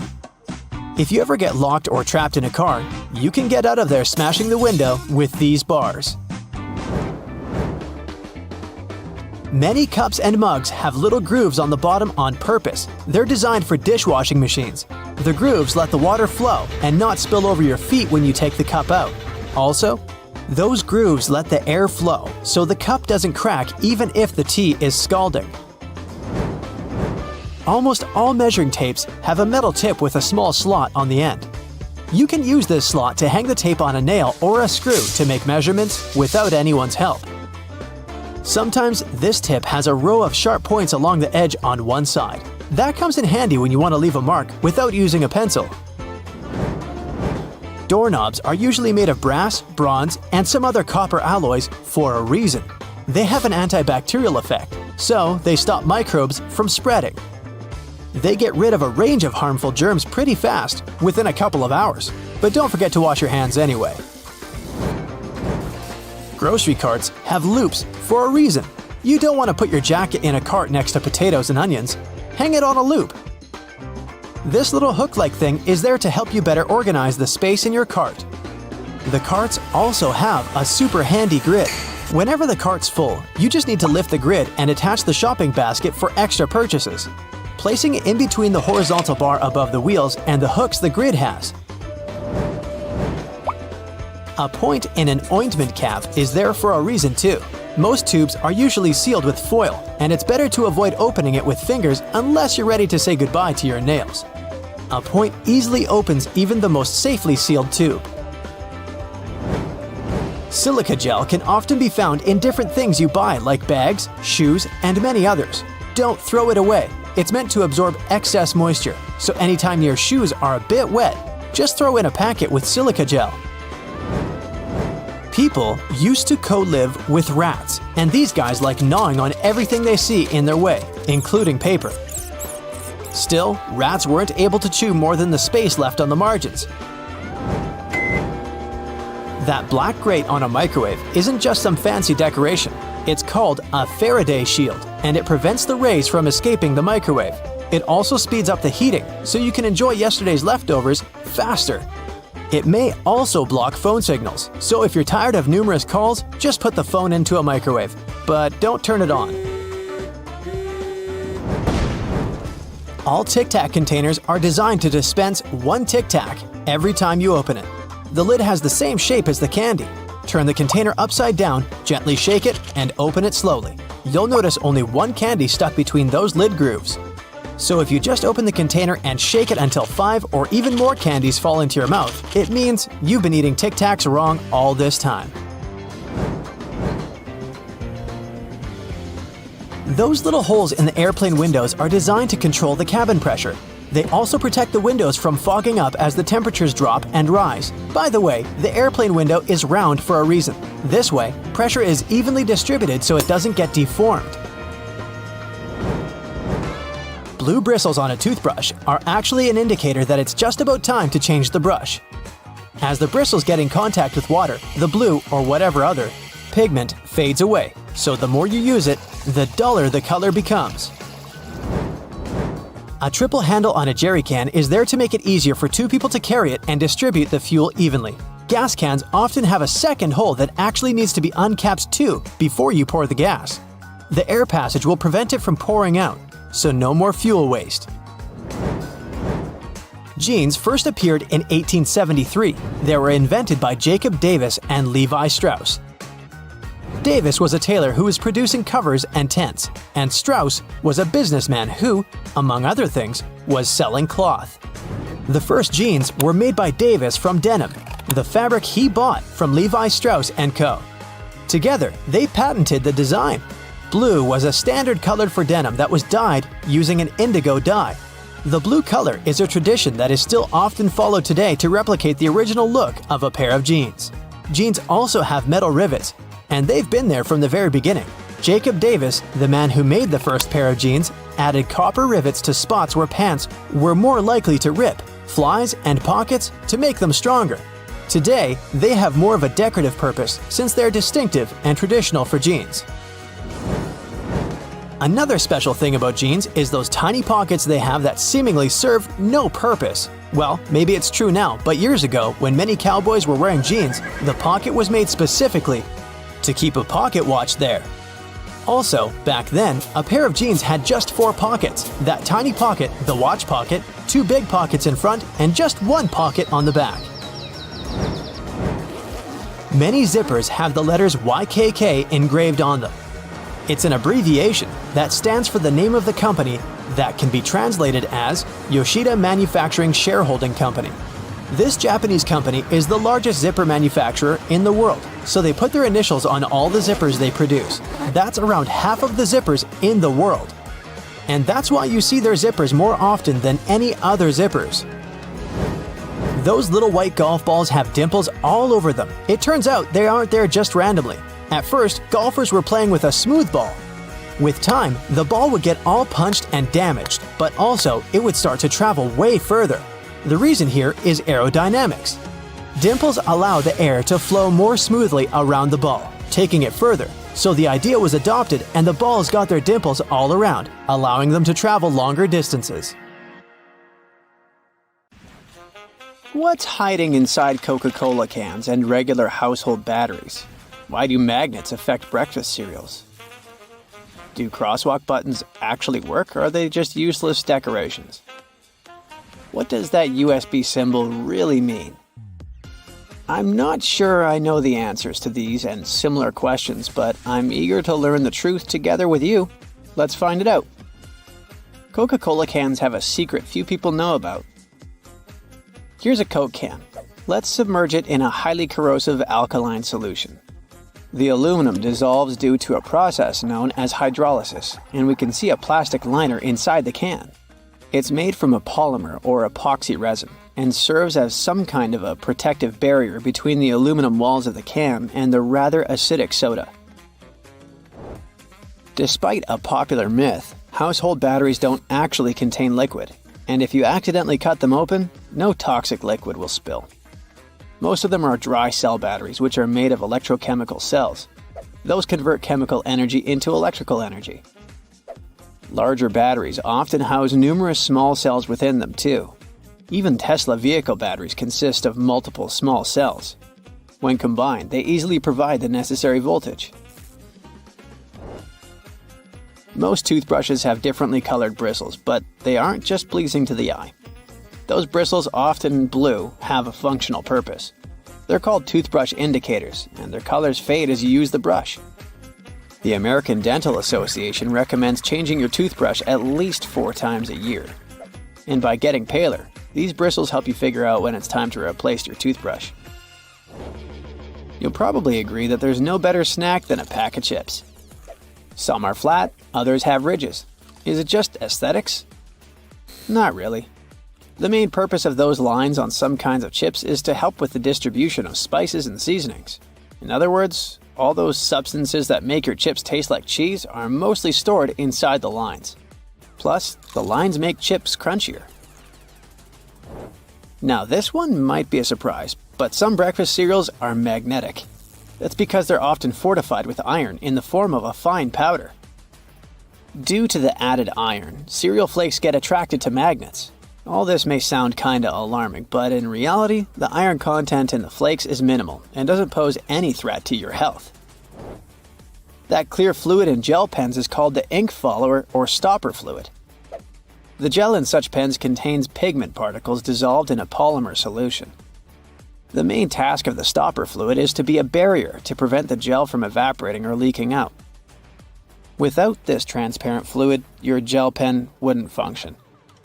The fluid always stays in one position and doesn't get dissolved with the gel.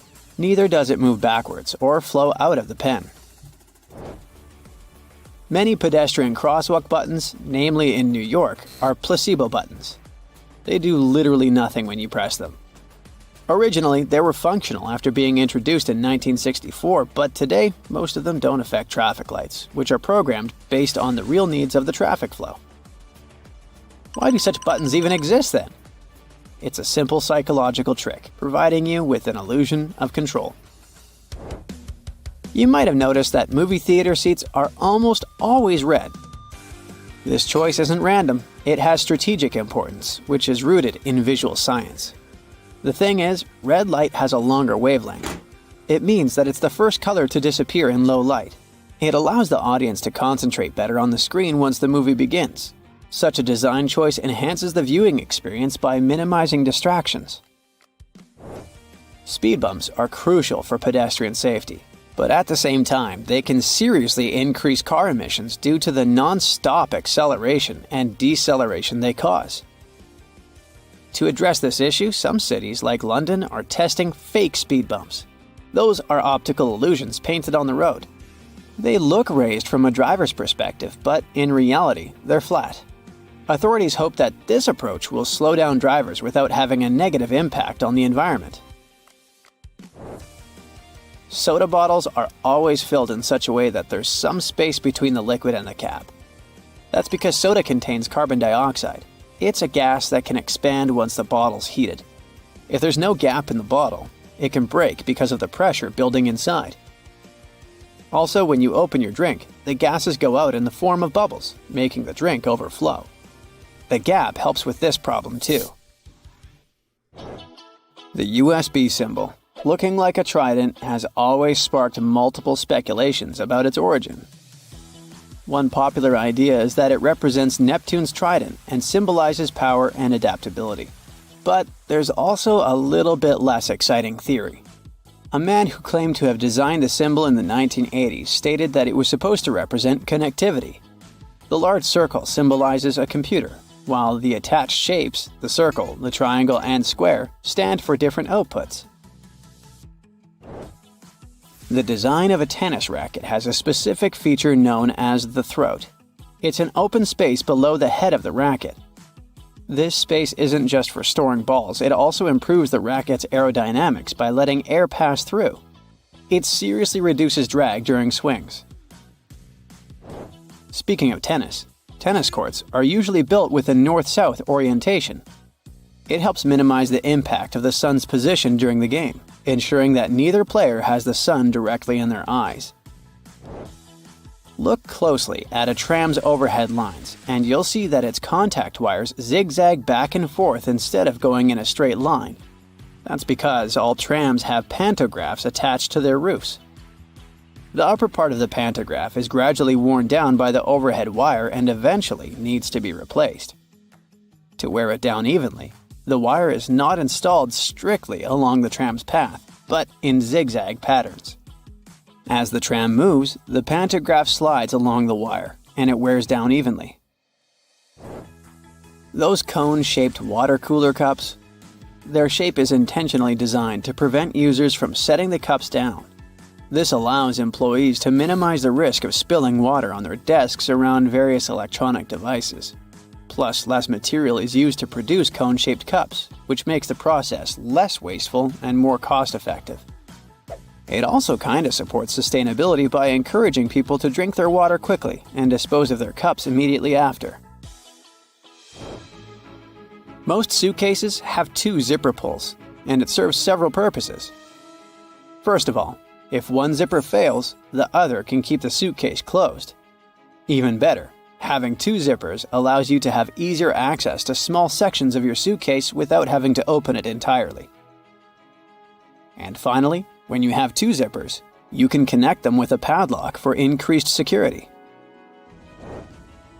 Some plastic milk containers have dents on their sides. These dents serve several purposes.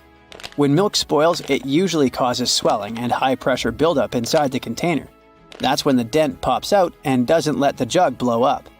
Plus, if you decide to freeze the milk, it will expand like any other fluid.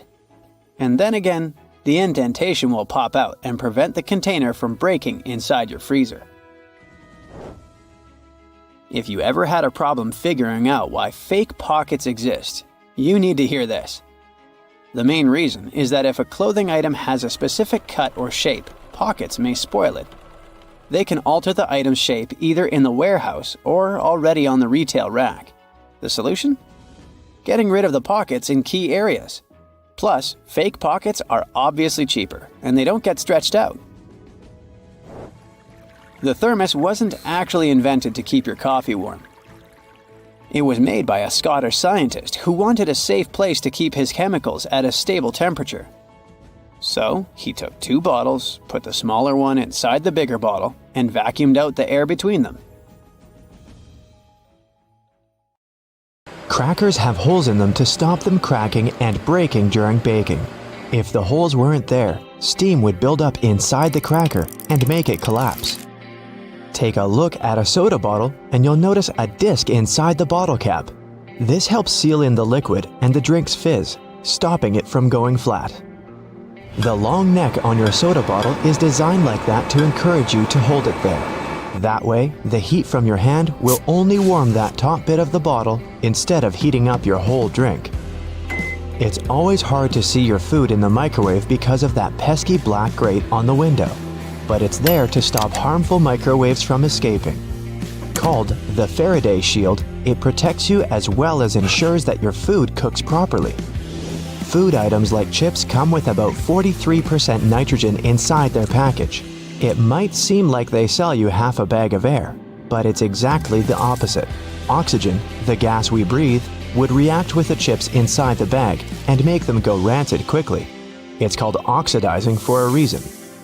Nitrogen, on the other hand, is an inert gas that helps keep the foodstuffs fresh and also protects them from breaking during transportation.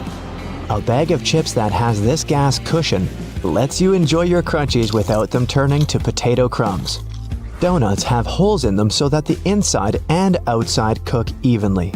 Before the holes were added, the inside would often be greasy and doughy while the outside was crisp. Margins on paper aren't for writing in dates and numbering lists. They were originally added to serve a protective function. Back in the day, rats used to be a pesky problem in people's homes, and paper was one of their favorite snacks.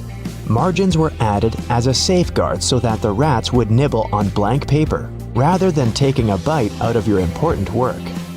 That hole in your hollow lollipop stick isn't to prevent choking should it ever be swallowed. It's actually there to keep the candy in place. Excess candy flows into the hollow tube, and the hole, which when it hardens, keeps the pop in place. If it was a smooth stick, the candy would slide off easily. Vacuums come with so many attachments, but do any of us really know what that one with long bristles is for? It's for dusting and is perfect for cleaning framed art, blinds, and lampshades. What's the difference between a wooden hanger and a plastic one? Aside from helping keep your clothes in shape, cedar wood hangers also repel moths and bugs. Salt isn't just used for cooking. It can get rid of tough smells. Rubbing salt on your fingertips after chopping garlic should remove the smell. It also works on shoes. Toasters have a secret slide in the bottom that can be removed, so you can clean out all those annoying breadcrumbs. If you ever had problems with popping chocolates from the box, look at those little holes around them. They're there to help you. If you push a hole right next to the candy, it'll jump out easily. When you take a sip from a coffee cup with a lid, it decreases air pressure inside the cup, so air tries to get in. The tiny hole on the lid allows air to enter that way, so liquid can smoothly pour out the main hole. More on beverage lids. The small button on them let restaurant workers, and customers too, understand what's in a cup. Near each button, there's a name. Just look at which one is pushed down. The numbers on the fruit stickers tell you how exactly they were grown. If there are 4 digits and the first is 4 or 3, the fruit has been sprayed with pesticides. If there are 5 digits and the first is 9, the fruit has been grown organically. If there are 5 digits and the first is 8, the fruit has been genetically modified. When you're on your way back to the car after bagging up everything you bought, use loops on a shopping cart to hang the bags. Now, softer items like bread, eggs, fruit, and veggies won't get squashed by the heavier goods. If you don't have anyone to hold the other end of your tape measure when you try to measure something, tap a nail on it. Now, simply hook your tape on it using the tiny hole all tape measures have. The square-shaped spoon that goes with a McFlurry helps to mix the ice cream toppings through the dessert. The spoon hooks directly to a machine and spins around. Padlocks that are used outside quickly get out of order because of rain. See this little hole in the bottom?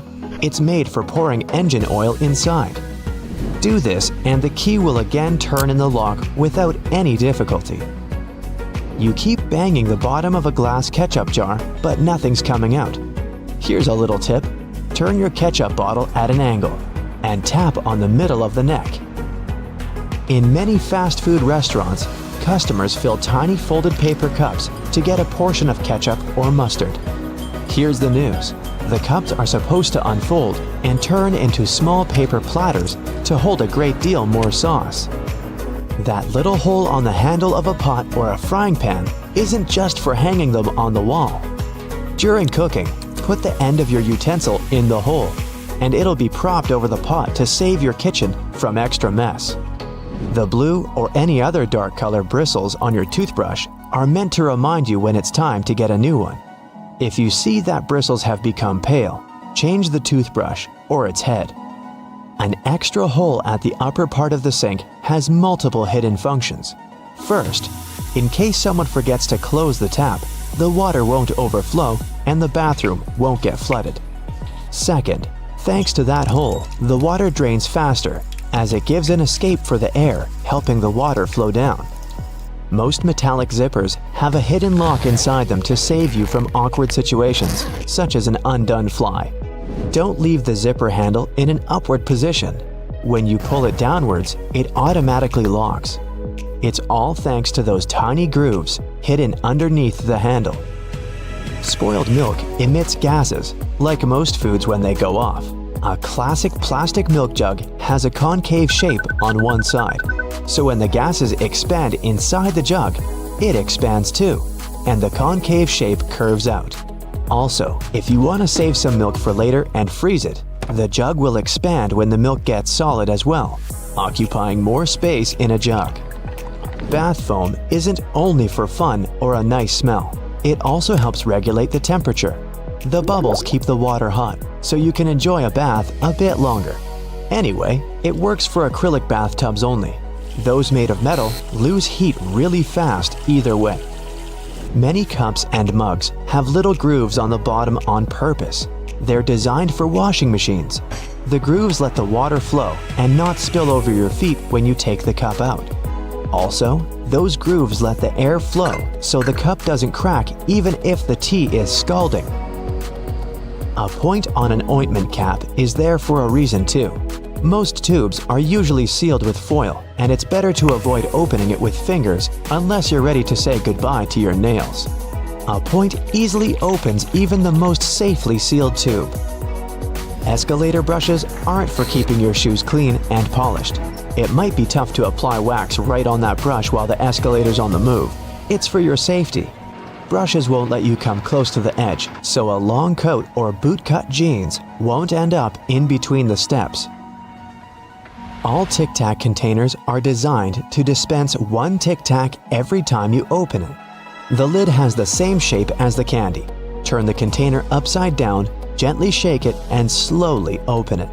You'll notice only one candy stuck between those lid grooves. So if you just open the container and shake it until 5 or even more candies fall into your mouth, it means you've been eating Tic Tacs wrong all this time. The pom-pom on top of your beanie wasn't put there as a fashion accessory. The pom-pom was originally added to the hat to prevent sailors from banging their heads on the ceilings of the ships that were too low. Have you ever wondered what these extra holes at the top of your running shoes are for? They're designed so that you can tie the shoes in multiple different ways.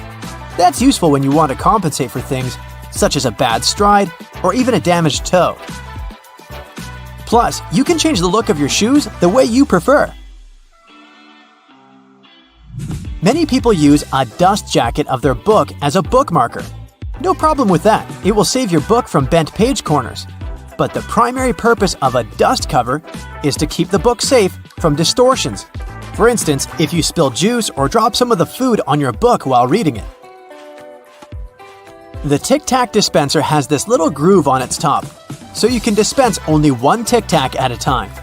Even though, let's be honest here, nobody does that. Most of us just spill a whole bunch at once, and then we wiggle all those extra Tic Tacs back in. Those rubber bumps you see between the tire treads are there for your safety. The raised edges tell you what the minimum height of your tread is.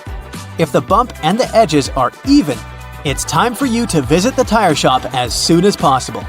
But if the bumps are well beneath the level of the edges, you're good to go. What about that black grating on the microwave window? It's something called a Faraday shield, and it's there to prevent microwaves from getting away and turning the entire room into a Faraday cage. If the microwaves escape, your meal won't cook properly either. So yep, the cage is not there to make it difficult for you to see your meal while it's cooking.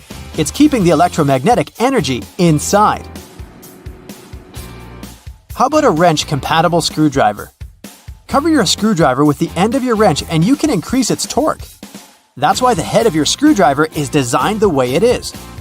When you have odd angles, you can use this strategy. You've probably heard those myths, the blue side of the eraser can erase the pen? False. Its purpose is to erase a pencil, but in case you're writing something on heavier paper. The blue side can remove smudges you see after using the pink eraser too. Have you ever wondered why oranges in supermarkets mostly come in the red mesh bag? It's a trick to make this food look more orange and encourage you to make a purchase. An extra tip, don't throw away the mesh bag. Tie it up so you can have a small pot scrubber to clean your sink, kitchen, appliances, and dishes. You can see golf balls don't have a perfectly round shape. Their surface is covered with many little dimples, something golf balls didn't always have. At one point, experienced golfers started noticing how, through time, older balls with imperfections, such as nicks and bumps, could travel further. Such things create turbulence in the air around the golf ball, which eventually reduces drag. So, manufacturers started producing balls with dimples so they could go farther and faster. You might have noticed that sometimes there are ridges in toothpick tops. It's more hygienic because when you break that off, you can prop the toothpick up on it, and it won't touch anything. Another safety feature you'll find, this time in your car, is a tab on your rearview mirror. With it, you can change the position of the mirror so you don't get blinded if there's a car behind you with its high beams on. So this little tab helps you control the glare of lights coming from behind. This feature showed up in the 1930s, but in the early 1970s, it became a part of standard equipment in most trucks and cars.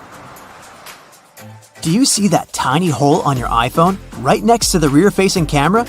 It's a microphone, and it's there so your phone can record sound as you turn your camera around. Some cables have a thick cylinder towards the end of the cord. It's called a ferrite core or a choke. It's a magnetic iron oxide that stops high-frequency electromagnetic interference. For example, you know that annoying static noise you get if you bring your phone too close to a speaker? This interrupts your call, which is why cable cords with big cylinders are pretty useful because they prevent these things. Do you know why nearly all luggage bags and backpacks have two zippers? It's way more convenient and easier to open in that way. But not just that, you can also lock these two zippers together to keep the stuff inside your bags safer. You know how toilets at public spots like malls have those big gaps at the bottom? It's primarily for better circulation of air. This type of door also makes it easier to clean the toilet or check if it's occupied if you're standing in line. Other than that, if you get stuck there and the lock gets broken, you still have a way to escape. You can just crawl out. Ever notice those plastic end caps on utility knives? And they also have scales on them, which indicates you may use them multiple times but with sharp edges.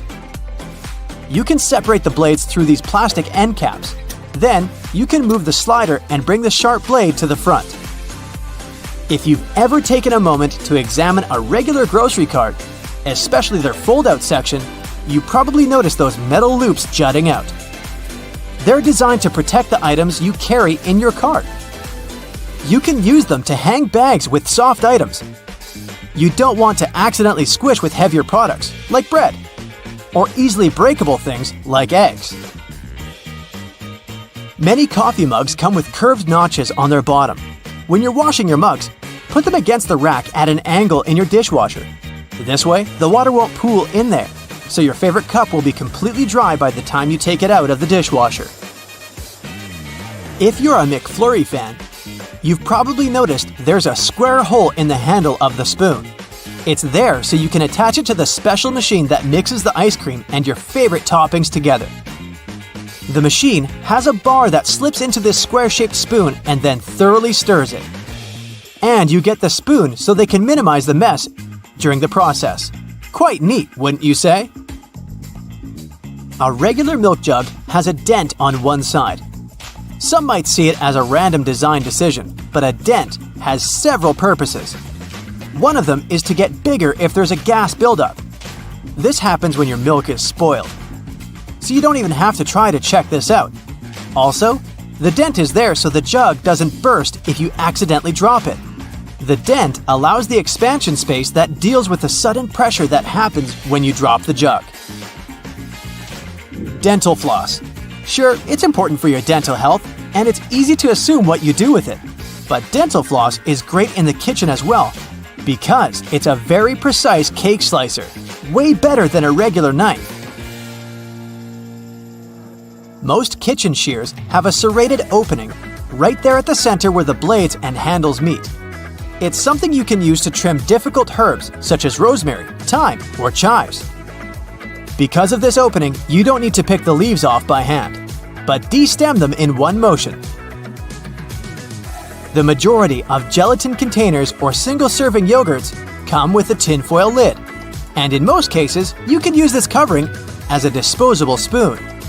Just peel away the covering, and after a couple of simple folds, you'll have a perfect little spoon for your midday snack. Some pieces of clothing come with a small patch of fabric with a button on it. While it's quite obvious how to use the button, the fabric's purpose isn't so apparent. It's not there to patch holes. You're supposed to test your cleaning products on it. Then, if something goes wrong, you won't ruin the whole garment. The seemingly random dime-sized hole in the elevator door is actually a keyhole. If the elevator doors get stuck, an operator can open them manually by inserting a special key in this hole. The same tool is used when an elevator needs routine maintenance. Some plastic milk containers have dents in their sides that serve several purposes. For one, if milk spoils, this process can cause swelling and high-pressure buildup inside the container. That's when the dent comes in handy. It pops out and doesn't let the jug blow up. Plus, if you decide to freeze the milk, it'll expand like any other liquid. And then again, the indentation will pop out and prevent the container from bursting inside the freezer. A first-timer might think that Chinese takeaway boxes have a peculiar shape. The more experienced diners know that by unfolding the sides of these containers, you get a paper plate with the food already sitting on top. The lines on plastic solo cups can help you measure out liquids and non-liquids too. From the bottom up, those lines coincide with the measurements of 1, 5, and 12 ounces. The lowermost line is the perfect portion of mouthwash. The middle one is a serving of cereal for breakfast, and the topmost is the amount of water recommended to drink 4 to 5 times a day. Striped toothpaste will always come out in stripes even if you mash the tube with all your strength. No magic involved though. The product is very dense and viscous, so it doesn't mix well. The white, blue, and red parts of the toothpaste are pushed down at an even rate thanks to their similar physical properties. And viscosity helps the stuff be pushed down and out from the edges first, so no matter how hard you try, there will always be those perfect stripes. Not every iPhone owner pays attention to an almost unnoticeable little hole between the camera and the flash. It's the gadget's second microphone. Its role is to block outside noises when you're filming a video. This microphone also makes the sound clearer. Use it when you're on the phone in a noisy place. Dental floss can slip out from your fingers and tangle. To avoid such problems, tear off a piece and floss and tie its two ends together. It will be much easier to use and won't hurt your hands. Most frying pans have holes in their handles. You can use it to hang the thing on a hook on the wall, but that's not its original purpose. When you're cooking something in the pan, the hole in the handle is there to hold your messy spoon. It's especially important for plastic utensils because you can't leave them in the pan for long since they can melt. Some toothpicks have several grooves on the blunt end. When you need to use one, break off the grooved end and put it on the table. It'll serve as a rest to keep your toothpick from touching the surface. You've probably noticed that most soft drink lids have ridges and 3 bumps on them. With their help, the lid can turn into a coaster once you put it on the table and place the cup on top of it. No more spillage. Bath foam isn't only for fun or a nice smell. It also helps regulate the temperature. The bubbles keep the water hot so you can enjoy a bath a bit longer. Anyway, it works for acrylic bathtubs only. Those made of metal lose heat really fast either way. Almost all measuring tapes have a metal tip with a small slot on the end. You can use this slot to hang the tape on a nail or a screw to make measurements without anyone's help. Sometimes this tip has a row of sharp points along the edge on one side. That comes in handy when you want to leave a mark without using a pencil. A pack of cotton pads has those strings on it so we could hang it on some hook or holder. And no, there's no need to untighten and tighten the pack again. Look at the bottom of the pack. It has a perforated line. Tear along that, and now you're good to pull out a cotton pad. A triple handle on a jerry can is there to make it easier for two people to carry it and distribute the fuel evenly. Gas cans often have a second hole that actually needs to be uncapped too before you pour the gas. The air passage will prevent it from pouring out. Lemons get juicier if you warm them up a little bit in the microwave. The heat softens the frozen membranes so the juice can flow out freely. More lemonade for you. When you buy some grated cheese, get ready for a surprise. If the package says it contains cellulose, it means that the cheese does contain wood pulp. Don't worry, it's digestible. It's added to prevent the product from clumping. The expiration date on mineral water isn't about water going bad. Actually, no water can spoil, but the bottle can. Over time, it starts leaking some chemicals that aren't quite safe. The spike in the cap of a tube of ointment or cream is there so you can puncture the tiny foil seal. No need to grab a toothpick or try to use your fingernails to peel it off. Post-it notes are supposed to be peeled off from the side, like you're turning the page in a book. Most of us tear them from the bottom, and that just creates a crease and makes the whole note less sticky. To prevent water from boiling over, just lay a wooden spoon across the rim of the pot. It only works for a little while though. If the spoon's surface gets heated up to the boiling point, the bubbles will just foam up and around it. That's why metal spoons won't do. They heat up too quickly.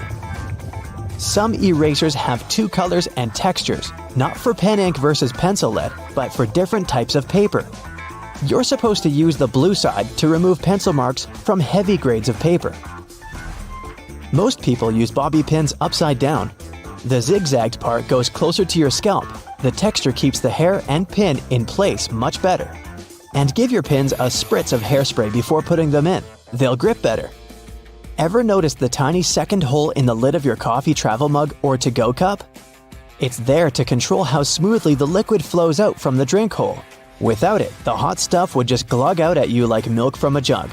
It also lets the steam escape so the high temperature and built-up pressure don't melt the lid or send it shooting off. Apples you buy at the supermarket were likely picked between August and November. After that, they were covered in wax, hot air dried, and stored in cool places. It takes the fruit 6 to 12 months to make it to fresh produce shelves. Sometimes you need to get away from your computer but don't want to keep logging back in. Put your mouse over the top of an analog watch. The mouse will perceive the ticking second hand's movement, and this will prevent your computer screen from turning black. When using a blender, pour the liquids in it first. Only after adding your milk, coconut water, or yogurt, put the berries, fruit, or spinach inside. Thanks to the holes in the bottoms of earphones, air can circulate up and down through the speakers. It results in increased low frequencies. This makes the bass sound deeper and improves the overall sound quality. You can use metal loops on the sides of a grocery cart to organize the space in your cart better. Hang your jacket on such a loop or put a bag of delicate items there, like eggs or bread. This way your jacket won't get wrinkled and eggs won't get squished. The black lines on a basketball make the game easier to play. They're actually grooves helping you handle the ball. And since the players need to move around the court while dribbling or bouncing the ball, control is crucial. The black lines allow you to grip the ball better. You can also easily steer it in any direction once it's in your hand. If the basketball was smooth, you wouldn't be able to do it. By the way, pebbled dots that cover the outside of the ball serve the same purpose. The drawer at the bottom of your stove is there to keep your dishes warm when you cook large amounts of food. When one dish is in the oven, the already prepared ones are kept warm in the drawer below. You've probably noticed that train and bus seats are covered in fabrics with weird patterns. Have any idea why? Well, they use these patterns to cover any germs and stains on the seats.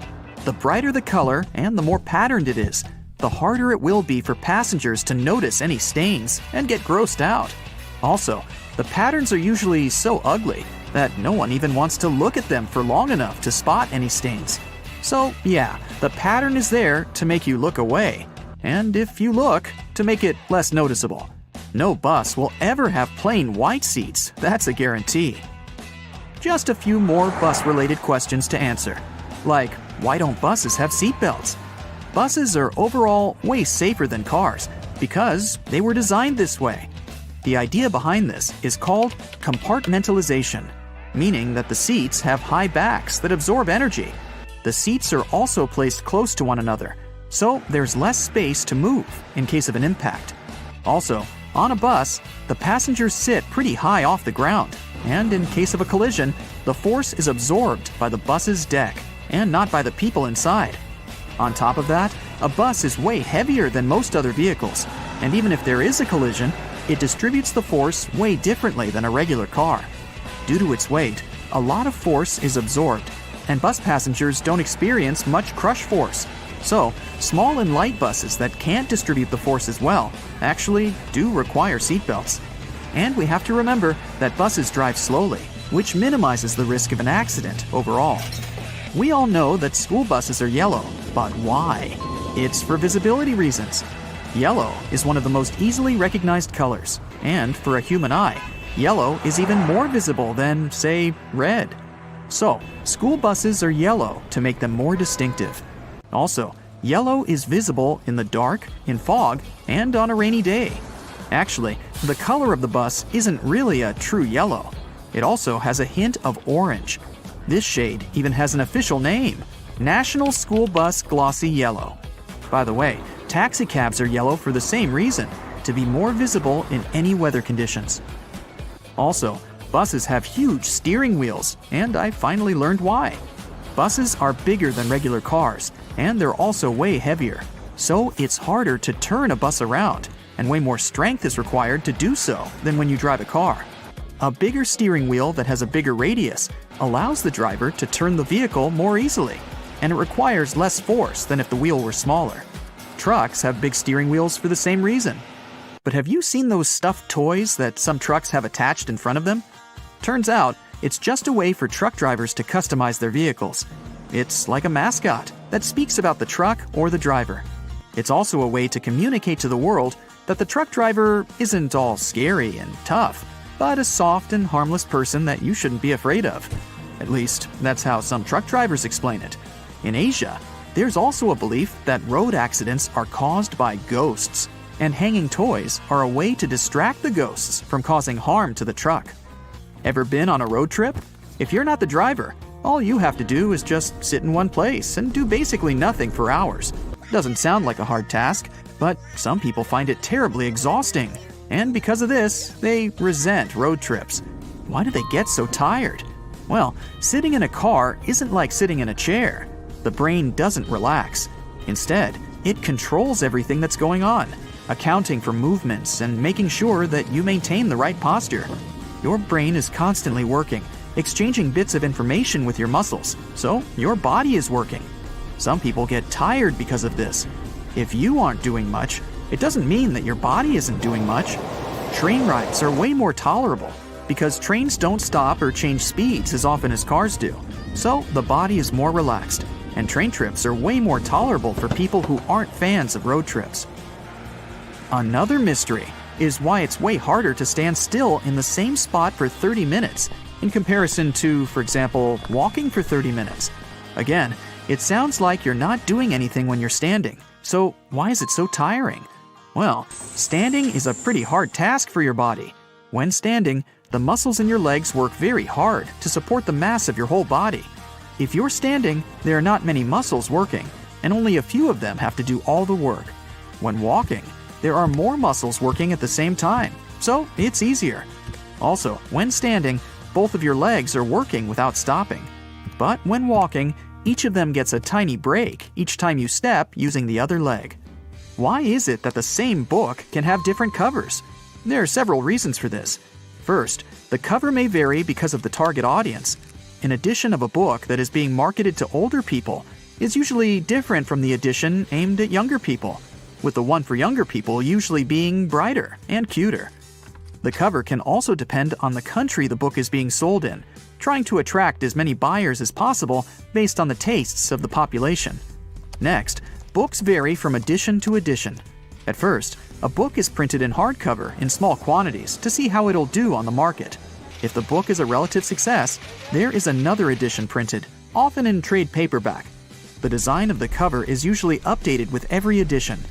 Also, if a book has a movie based on it, there is usually another edition that follows.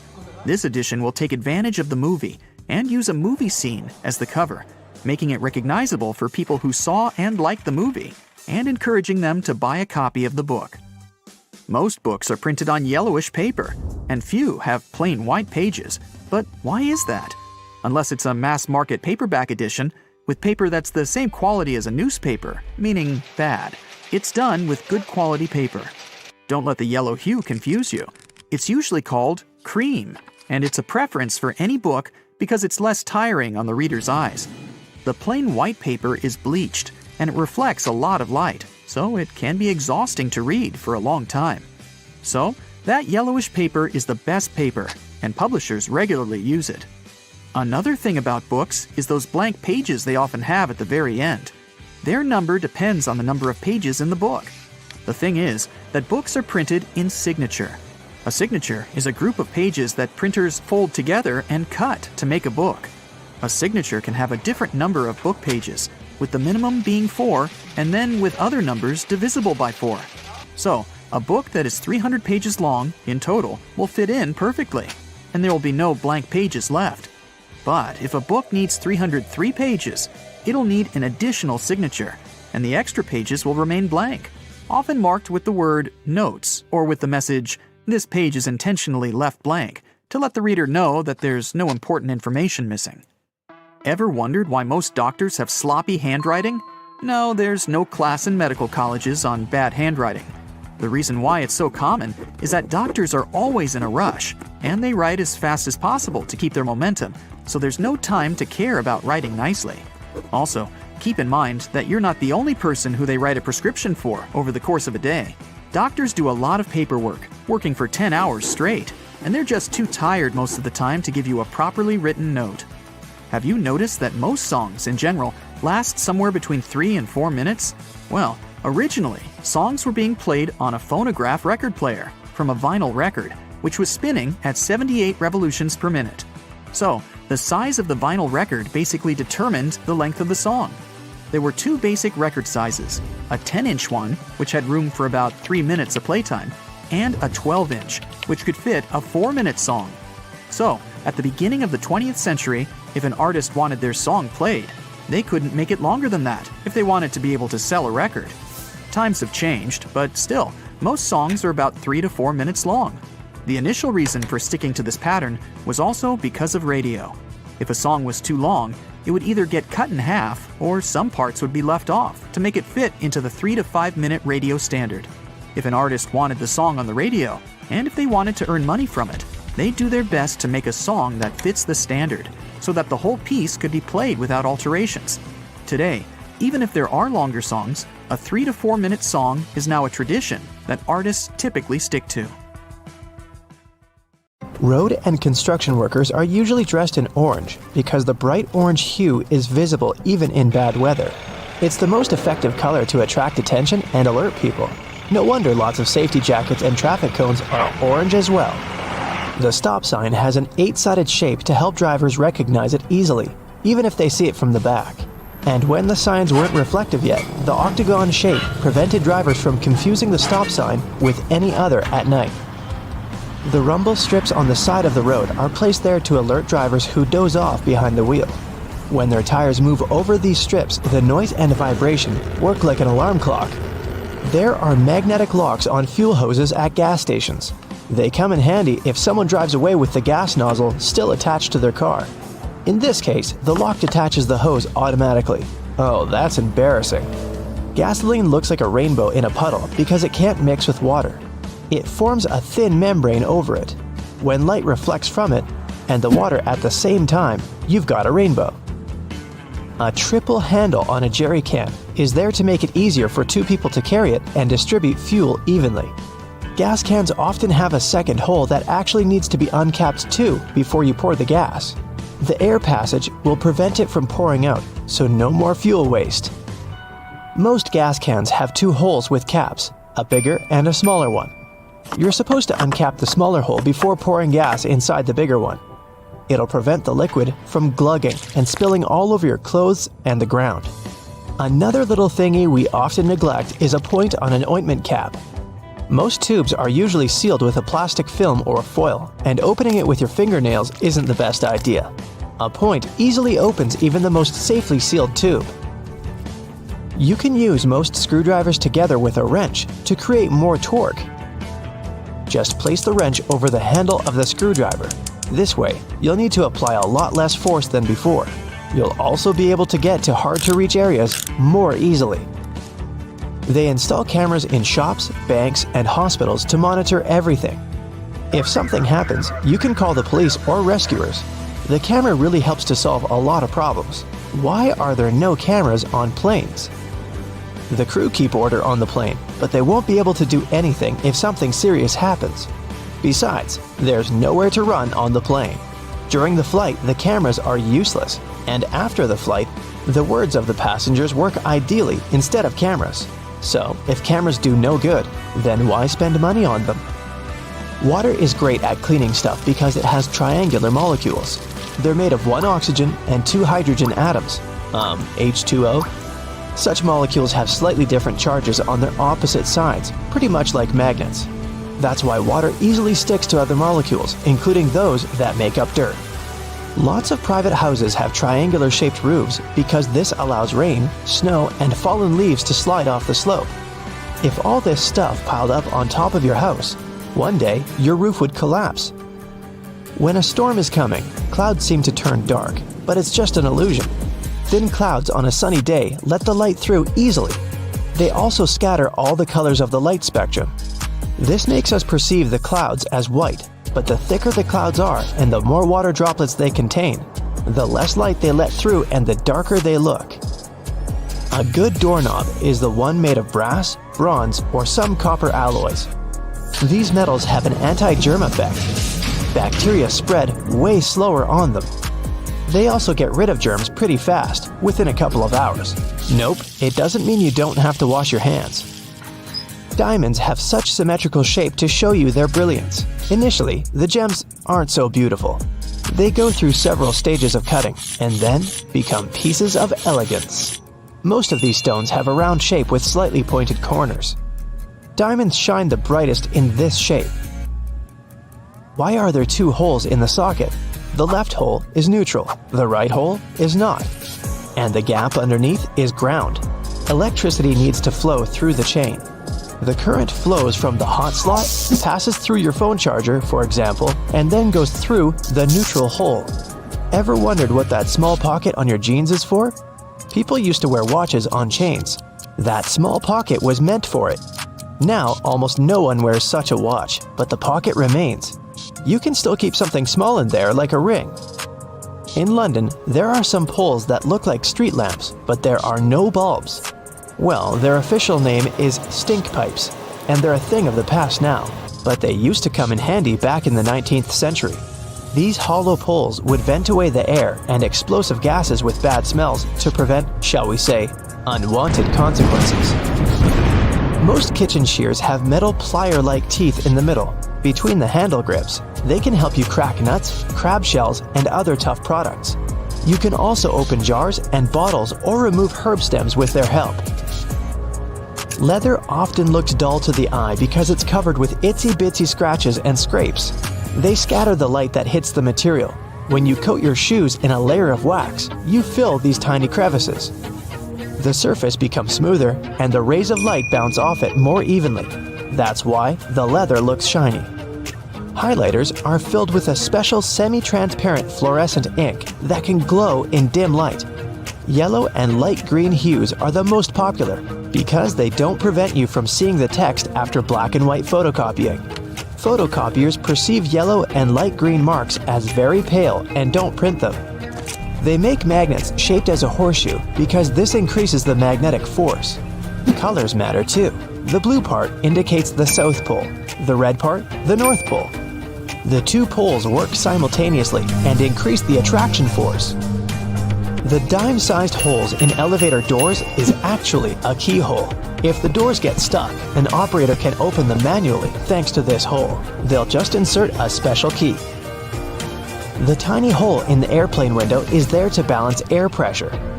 The window has 3 layers. The outer pane is extremely sturdy. It can withstand air pressure differences during takeoff and landing. The inner pane, which is the closest to you, is made of cheaper materials. It prevents potential damage to the window. The hole itself is in the middle pane. It not only balances the pressure, but also prevents the window from fogging. Escalator brushes are there for your safety. They don't allow you to come too close to the edge of the escalator. This way, your clothes won't end up between the steps. You see the sun as yellow or orange, because the atmosphere of our planet scatters such colors as blue, green, and violet. This is also why the sun looks warmer at sunrise and sunset. Go shopping for some oranges and I'm sure you'll get them in a red mesh bag. You'll rarely see them lying around without one of those. It's pure marketing, and that color isn't a random choice. When packed in a red mesh bag, oranges appear more orange, fresher, and more appealing to you. So, you're more likely to buy them, right? Lemons are usually sold in green mesh bags for a similar reason. If you pack them in red, they'll appear more orange. Green goes better with yellow and makes those lemons stand out. Mattress manufacturers make a limited number of different mattresses, and the only way to make them look different is to come up with a fancy stitching pattern. 2 mattresses of 2 different companies might be the exact same quality, but cost differently. Most people will never know it and will decide that different patterns mean something in terms of quality. So, when shopping, don't mind the pattern at all. Almost all hotels have white bed sheets. They choose this color specifically to show how high their standards of cleanliness are. The whiter and brighter the sheets are, the more luxurious the hotel seems. It's much easier to see dirt and stains on white linen. It's like proof that you've checked into a clean room. If you look at it on the street, you'll think a fire hydrant is about 3 feet in height. But the actual size of the device used to provide water supply to firefighters all over the world is twice as large. That is, if you count the rest of the hydrant, which is hiding underground. They're mostly red, and it's not just a matter of urban design. First of all, they need to be of bright, easily noticeable colors, so firefighters can spot them fast when they need to. The choice of color depends on how much water the hydrant can hold. It can sometimes vary depending on the location, but here's the breakdown. A red fire hydrant can splash 500 gallons of water per minute, while an orange one at least 1,000 gallons. Green ones mostly process 1,500 gallons of water per minute, and the most plentiful ones colored blue can generally contain over 1,500 gallons. Hey bowling fans, isn't it super annoying when your bowling ball gets cracked? Turns out that most of them get damaged because of incorrect storage or spikes in temperature. Now come on and face it, since it's already cracked a bit, aren't you curious what's actually inside the bowling ball? 'Cause I sure am. Let's have a look. They mostly make the inner core of the ball of powdered metal oxides, like calcium or iron oxide. They mix them with some resin and catalyst to harden the whole mixture. So that light bulb shape you now see inside of the ball is actually its heaviest part. It also influences how your bowling ball rotates when going down the lane. The same goes with spray paint cans. When you shake it, it makes a weird noise. But what is that thing in there? It's called a pea, and it's meant to hold the paint mixture in place and maintain its shape. They generally make it out of plastic, metal, or ceramic. It basically acts as a whisk to make sure your paint is well mixed together before you apply it to your surface of choice. Ever wondered how soda bottles keep that refreshing fizz for that long? Well, they have a little plastic ring fastened to the lid. They place it there to keep the gas from escaping and making the soda go flat, even if you shake it around in your bag the whole day. Speaking of things we use on a hot summer's day, wait, don't put your baseball cap on just yet. Take a look at it for a minute, and you'll notice there's a small button on the very top. Is it functional, or is it just there for the sake of design? Way back when people started using fabrics to cover their heads, some say the button was actually functional. Since it's on top of the cap where the fabric panels come together, the top button helps keep the cap crown in one single piece. Now, with recent advances in fabric and pattern design, the button is more of an aesthetic feature. It's used to cover up the joint point of the fabric panels. Your cap might not have a button at all, but don't you think a cap actually looks better with one? Cotton pads have 2 sides, and if you take the time to look at them carefully, they're actually different in texture. Just in case you've ever wondered why, the textured side is for applying makeup, and the even side is for removing it. Bookworms, this one is for you. Dust jackets that come with a lot of hardcover books are not just meant to make your book look pretty, they also double as a bookmark. Just fold the pages you've already read underneath the inside of the jacket, and voila! Next time you reach out for your favorite shirt, take a look at the top buttonhole. It should be stitched horizontally, and all the other ones are vertical. Turns out that the dress shirt was designed this way since the first and the last buttons were the first ones to unbutton throughout the day. They then changed the direction of the buttonhole to ensure the shirt would stay nice and fitted before you're ready to take it off. These days we have so many variations of this awesome dessert that it's hard to imagine we've ever lived without it. You can find different types of cookie dough ice cream or even chocolate chip cookie cake basically everywhere, but the famous cookie wasn't actually invented until 1930. The story goes that a woman named Ruth Graves Wakefield was preparing some chocolate cookies as she was waiting for some guests to arrive. She soon figured out she was out of baker's chocolate, a crucial ingredient for the classic cookies. To fix things up, she chopped up a block of semi-sweet chocolate, thinking it would eventually spread out evenly throughout the batter, given the heat of the oven. Things didn't necessarily go as planned. But hey, it's great they didn't, because this is how she invented this modern dessert we now can't get enough of. And speaking of popular snacks, the potato chip is even younger than the chocolate chip cookie. Well, at least historically. There are many stories trying to explain how it was invented. One of them goes like this. A chef named George Crumb, based in New York, put the chips together in 1953. He decided to try a different cooking solution when one of his customers didn't have nice things to say about his French fries. He said they were too thick and kind of mushy. Then, Crumb came up with potatoes that were thinly sliced and fried until brown. People absolutely loved the dish, and they welcomed the first ever batch of chips with open arms. Ice cream, anyone? If the story is true, back in 1904 at the St. Louis World's Fair, one ice cream shop owner ran out of cups to serve his dish. So, he fashioned a waffle into the shape of a cone, and the rest was history. Okay, I'll admit it, chewing gum-like treats have been around since the ancient Greeks. So this one isn't particularly a revolutionary discovery, but the actual gum we buy today wasn't there until the late 1800s. An American inventor named Thomas Adams wanted to mix together different chemicals to create rubber. He tried and failed, for that matter, to play with chicle for his experiment, but ended up fashioning this neat treat. They still use chicle to this day to produce most chewing gums. Back in the 1800s, there lived a man named Jean-Baptiste Joly, who worked in the fabric industry as a textile maker. How he came up with this next invention that we use a lot these days has less to do with him and more to do with his maid. The story goes that the woman accidentally knocked a kerosene lamp over onto a tablecloth. Instead of getting upset over the damaged fabric, Joly noticed that the substance actually made the material cleaner. Figured it out yet? Yep, that's how the idea for the very first dry cleaner popped up. A very neat accident, if I do say so myself. Now this one I loved. Did you know matchsticks were initially called friction lights? Or at least that's how their inventor, a chemist named John Walker, called them back in 1826. He scraped a stick coated in chemicals across his hearth, totally by accident one day, and realized that they ignited and created a spark. Initially made out of cardboard, they were then made using wooden splints and sandpaper. Back in the 1940s, a man named Harry Coover stumbled upon a chemical formulation that seemed to stick to everything it touched. The scientific community at the time didn't look much into it, as the formula didn't seem to have many applications back then.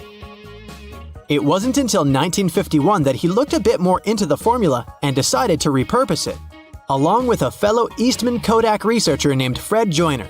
They gave it a proper full name. But you must know it by the shorter version: super glue. It also has many uses in security these days that it's hard to believe that we didn't come up with this one on purpose. Back in 1903, a scientist named Edward Benedictus knocked over a flask by accident. He looked down and was amazed to see that the glassware had just slightly cracked but maintained its shape. He was expecting it to break into a million tiny pieces. Curious about this hidden feature, he looked into it and figured out what was keeping the glass together was a substance coating the inside of the glass. Ta-da! That's how humanity came up with safety glass. So get this, an extra hole at the upper part of the sink has multiple hidden functions. First, in case someone forgets to close the tap, the water won't overflow and the bathroom won't get flooded. Second, thanks to that hole, the water drains faster and it gives an escape for the air, helping the water flow down. Those two holes on a side of any Converse shoe are not only to let the stinky air out. Sure, breathability is important for any athlete. The second reason is that athletes lace through those holes to get a better grip. Donuts have a hole in the middle and it doesn't stand for O in donut. It's not designed for an easier grip either, though it can be quite convenient. It's actually made this way for mass baking, so that they can cook all the way through evenly. Baby carrots are tiny and, unlike regular carrots, wet. Baby carrots aren't some special sort of carrots. They're actually made of regular carrots by cutting off the skin and outer layers and then polishing them to look that pretty. The problem is that they can't retain moisture. A regular carrot retains some water inside because of the layers that locks it in.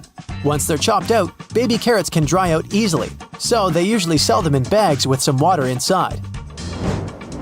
Toy stores are filled with Beanie Baby plush toys, and a detail that is even more iconic than their huge eyes is their tags saying TY. That's a small manufacturing company not so many people have heard of. Beanie Babies appeared in 1993 and they went insanely popular. TY is the name of the company, but it's not an abbreviation. It's the actual name of the company's founder, H. Ty Warner. Most metallic zippers have a hidden lock inside them to save you from awkward situations, such as an undone fly. Oh boy. Don't leave the zipper handle in an upward position. When you pull it downwards, it automatically locks. It's all thanks to those tiny grooves hidden underneath the handle. Almost any public toilet has a large gap between the floor and the door. The reason for such a zero privacy thing is to actually minimize the level of privacy and comfort, so that people wouldn't stay there long and there'd be no lines. It's also easier to clean, and safer if some emergency occurs. Headrests in a car are about comfort, and detachable headrests are about safety.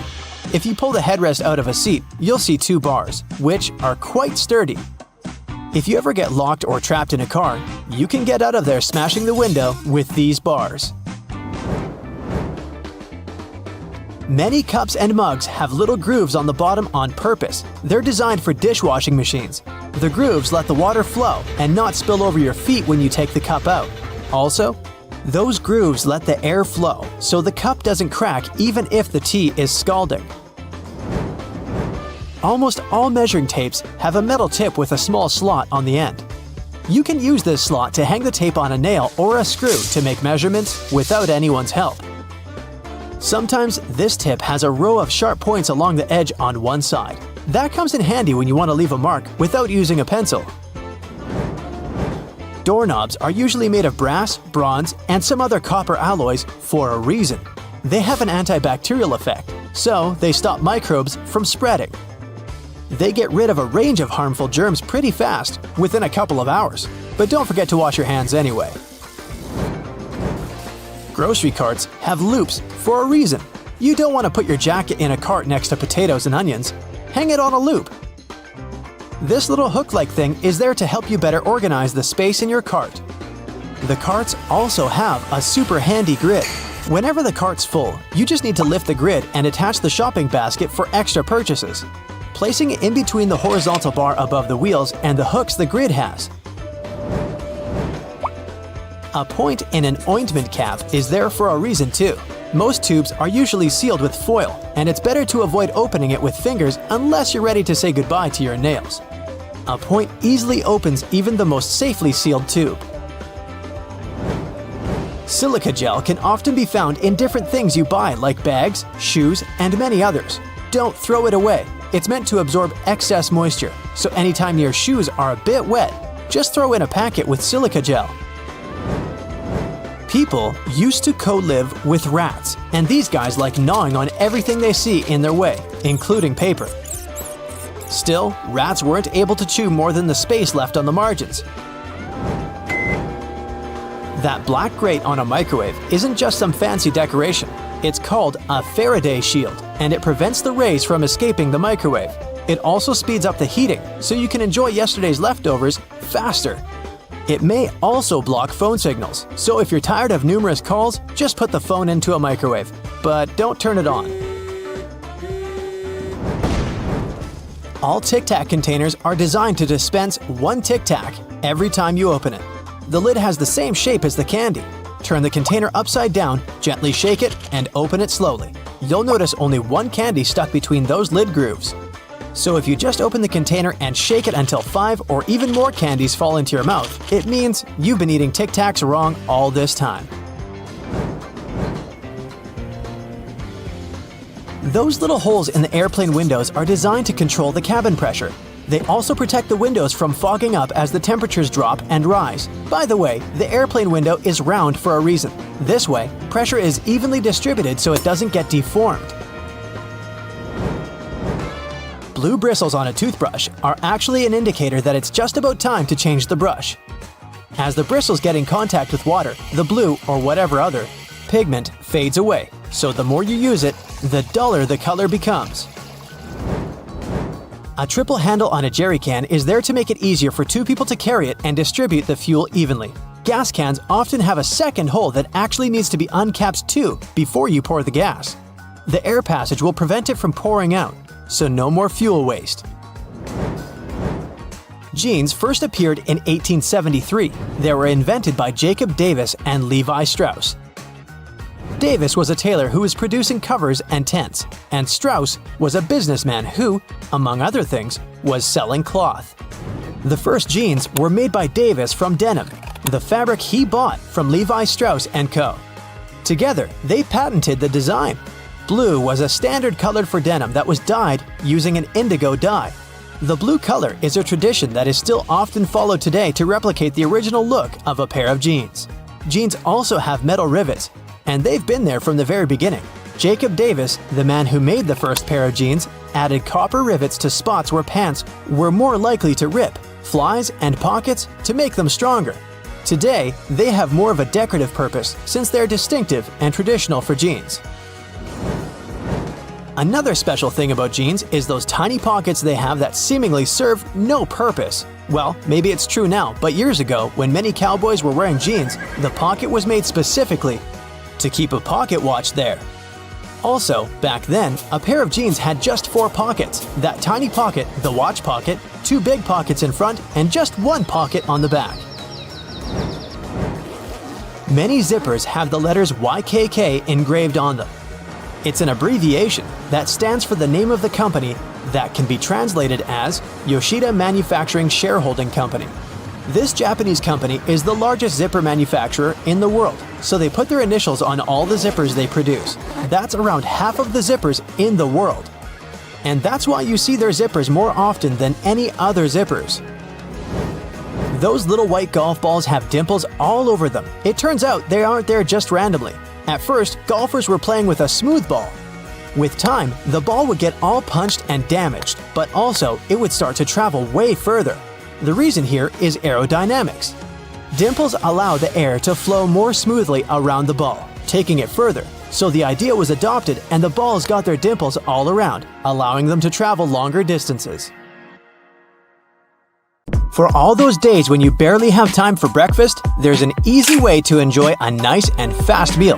And it will also save you the hassle of doing the dishes afterwards. I'm talking about instant oatmeal packets. Some manufacturers have added this neat design to the oatmeal. The packet is lined with plastic, so you can directly pour water or milk straight into it. This way, you won't have to use a bowl anymore. You place the liquid in and shake. Some packaging also has a demarcation line to show how much liquid should go inside the pack for that quantity. Next time you have to switch apartments, you won't have to worry about carrying that heavy box of books. These days, most moving boxes are specially designed for easy transportation with built-in handles. Well, they're not actually handled, I'll admit. They're basically just holes inside the cardboard box, on the sides. But if you slip your hands in, you'll surely notice the boxes become way easier to carry than picking them up altogether. With the onset of so many online reading options like ebooks or even apps on your phone that allow you to download novels, You've most likely forgotten about your local library, and hey, I'm not blaming you. But libraries these days offer a lot more services than you're used to, apart from free books and audiobook rental. Some of them have a variety of evening classes or can provide access to online courses.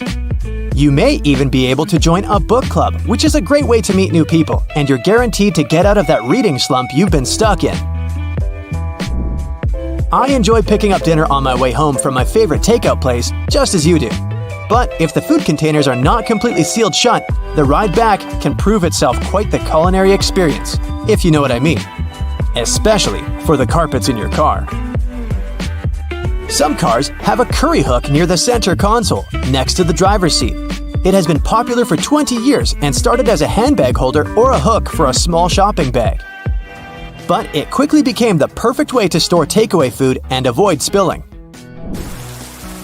I'm almost sure there's an umbrella somewhere in your car, but if I were to ask you where you're storing it, you'd most likely say the trunk, of course. But is that really the best place to keep it? Wouldn't you want to have an umbrella at hand, right when you get out of the car? Some car companies have thought about that, and don't worry, they don't come with a built-in butler to help you get out of the car all dry. Some specific models have a designated place in the driver's door panel that perfectly fits an umbrella. You have to admit, it's an important thing to consider when researching your next car, more so if you live in a rainy location.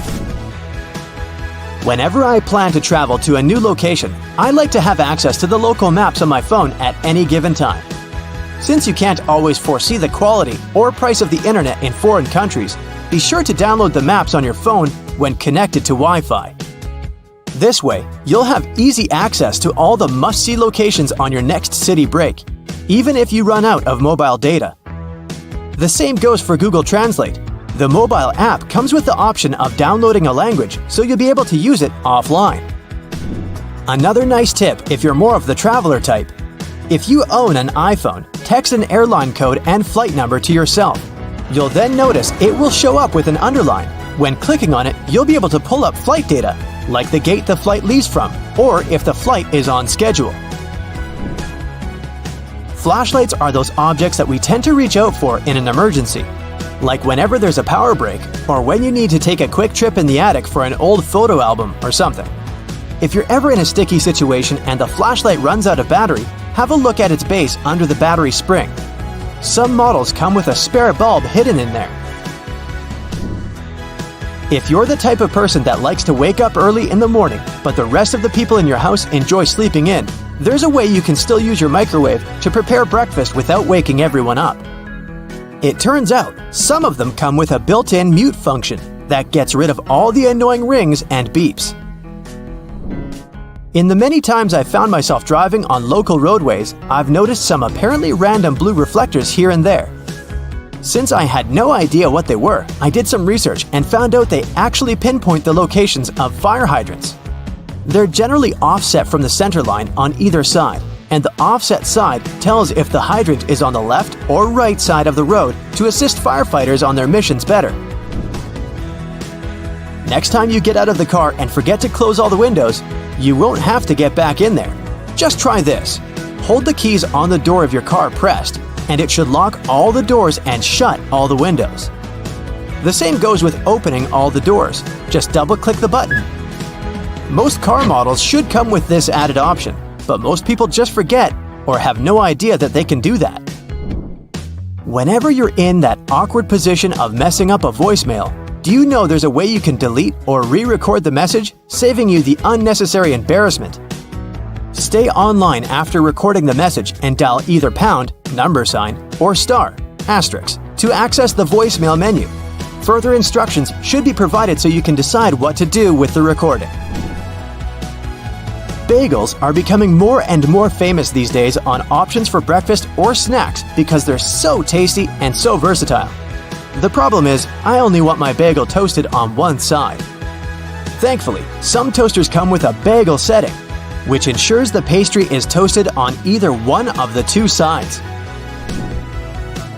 Ever wondered why manhole covers only come in that round shape?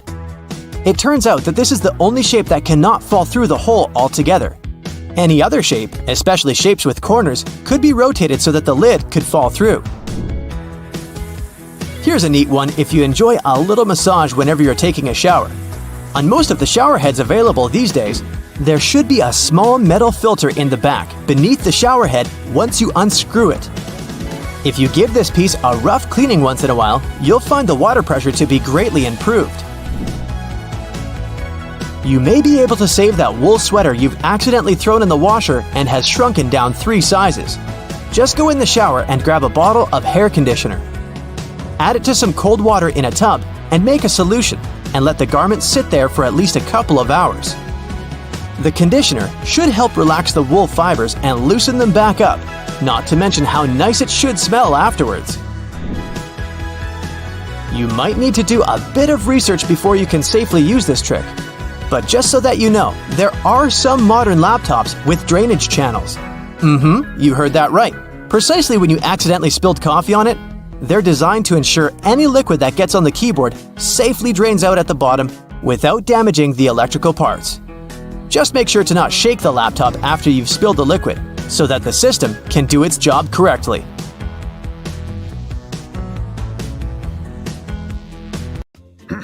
Now, the earliest logos can be traced back to ancient family crests. In the Middle Ages, people with pubs and shops started using various symbols to present what they did and to distinguish themselves from others in their line of business. But why is it so important for a brand to have an impactful logo? Well, because first impressions count, even for businesses. A well-crafted logo can send the right message to potential customers and help people learn more about your business at first glance. With so many logos to look at nowadays, especially since the beginning of e-commerce, it's easy to overlook the hidden meanings and symbols in everyday products. The Domino's Pizza logo also says a lot about the company's past. As the name suggests, there's a domino piece in the graphic design of the logo. The initial plan was to add another dot to the domino for each new location. But the company grew so big that adding dots for all the locations wasn't possible. So those 3 dots we see today are there to remind customers of the 3 initial locations of the pizza chain. Now, when you look at the Beats logo, the first thing that comes to mind is the letter B, and rightly so. But there's a hidden meaning here as well. The red circle actually depicts a person's head, while the white letter B also stands for a pair of headphones. Another very customer-oriented logo is that of the brand LG. The company designed its logo to include both the company's initial name, Lucky Gold Star, and the company's current slogan, Life's Good. A careful look at their logo shows not only the letters L and G, but also a smiley face. They may be one of the most famous jean manufacturers in the world, but their brand identity also has some hidden meaning in it. The Levi's logo is designed in the shape of a pocket that can be found on each and every pair of the jeans they produce. The FedEx logo is also very cool. At first glance, it looks like the words Fed and X written together in 2 contrasting colors, purple and orange. But if you look closely between the letters E and X, you'll notice that the negative space is in the shape of an arrow pointing to the right. It symbolizes movement and agility. The Unilever Group has a staggering number of brands all over the world, more than 400. It's no surprise that their U-shaped logo is composed of many different symbols, like a flower, a spoon, or a bird. It's done to showcase how many things they produce, from food and refreshments to personal care and beauty products. NBC, or the National Broadcasting Company, is a broadcast and radio network with a logo that's very nice to look at. It's bright, colorful, and flashy. Why is that? Well, because the network was created at about the same time color television started to gain momentum. The bird-shaped NBC logo symbolizes the initial 6 divisions of the network, and the colors are also a nice reminder to customers that NBC is proud as a peacock of their programs. The Evernote logo is another of those designs that clearly shows the brand's overall purpose. While the font used is relatively simple, on the left of the word Evernote, there's a depiction of an elephant. The animal is a well-known symbol of good memory, and the shape of its ear is curled like a Post-it note. A cool touch for an app designed for organization and note-taking, wouldn't you say so? Now, the Cisco logo comes with its own little secret as well. The font is quite minimalistic, but the lines above are there to depict the Golden Gate Bridge in San Francisco. The first CEO of the company, a man named John Morgridge, thought this would be a great idea to emphasize moving toward the future and connecting two worlds. The Amazon logo is everywhere these days, but there's a small detail in there that most people probably miss. The arrow connecting the letters A and Z, the one in the shape of a smile, is there to point out that they have a complete inventory of products, from A to Z. Audi is one of those brands that likes to showcase their history. Those 4 simple intertwining circles on the company's logo are a reminder of the 4 companies which were initially part of the conglomerate: DKW, Porsche, Wanderer, and Audi. There's a nice story behind the Baskin-Robbins logo as well. Between the letters B and R, in the middle of the logo, you can notice the number 31. Why is that? Because the company has 31 original flavors of ice cream. I think I've darn near tried them all. A lot of companies out there like to give their logos a bit of a vintage touch, and Picasa is one of them. Before we had digital cameras and the perfect portrait was just a click away, analog cameras had a little thing called a shutter. That's a device that opens to let light pass through, exposing the film and creating a photograph. The Picasso logo is just that, a shutter nicely colored in red, blue, green, purple, and orange. The 7-Eleven logo has a nice twist that might not have caught your eye by now. The N at the end of the word is in lowercase, unlike the rest of the letters, which are in all caps. It's said that the company's president's wife, back in the 60s, wanted to make the company's logo look a bit less harsh.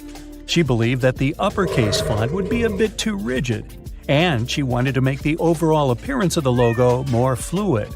A graphic designer found a solution by switching to a lowercase n at the end of the word. So I'm guessing that when you pronounce it, you just throw away the lowercase n, like 7-Eleven.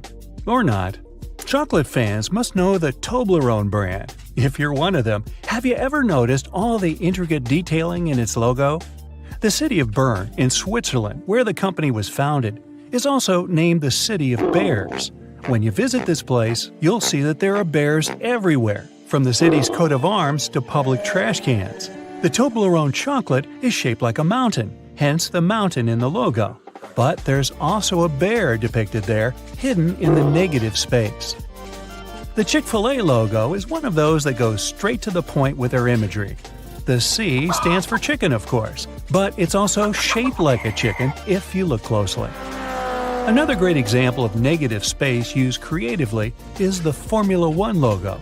Between the F, which stands for the word formula, and the horizontal lines depicting red flames, the number 1 is intelligently hidden. Bet you didn't see that one. One of the greatest sportswear brands, Adidas, has a mystery of its own. At first glance, its logo is merely comprised of 3 vertical lines. Don't they look like a mountain to you? This mountain is there to symbolize the effort athletes have to make to reach the top, which is like, climbing a mountain. The IBM logo has its own statement to make. The 3 letters of the company's name, I, B, and M, are designed to be the horizontal lines meant to symbolize speed and dynamism. This is one of the company's main values, which has always been important to the founders. With a cool logo to present to the world, Ray-Ban has become a household name for sunglasses. Just to make sure you don't miss what they actually do, the B in the logo is designed like a pair of shades. The worldwide internet source of information, Wikipedia, has a logo to match its brand identity. The globe is made of many puzzle pieces, each with a different symbol on it, and some missing pieces as well. It tells the story of the company's mission without a single word. That's a nice lesson in storytelling, don't you think? Subway is one of those brands that have a nice combination of the logo and name, meant to symbolize that you can have a delicious meal anytime. The pointing arrows on the letter S and Y look like the directions found at subway stations. Now, there's no way you can miss the 2 pieces of chocolate in the Hershey Kisses logo, but there's a third one hidden in there if you look closely. Have you seen it yet? It's hidden between the letters K and I. If you've ever redecorated a house or planned a wedding, you most likely use Pinterest to store and share ideas. The Pinterest logo looks like the letter P in a red circle. But look again. This P is shaped like a drawing pen. To the untrained eye, the logo of the London Symphony Orchestra looks like an eccentric red curved line. But in reality, it has a purpose of its own as it symbolizes a musical conductor. Another brand with hidden imagery in its logo is Magic Coffee. The cup of coffee on the top of the name is shaped like a top hat if you take a closer look. Okay, I'm ready for some food now. You got used to browsing the web, playing games, and connecting with your friends on social media, all at the convenience of the iPhone in your pocket.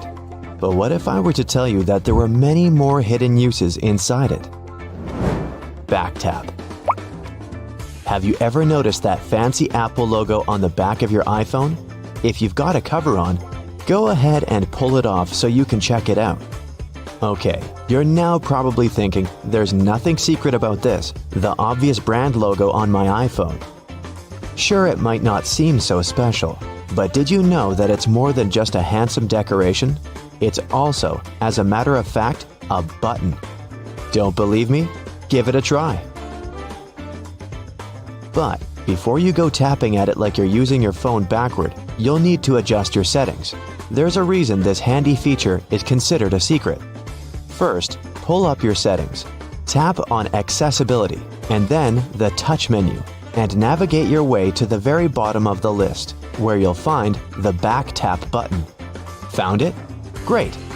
You can choose the double tap or triple tap option, whichever you prefer, and best of all, you'll have a multitude of options to choose from.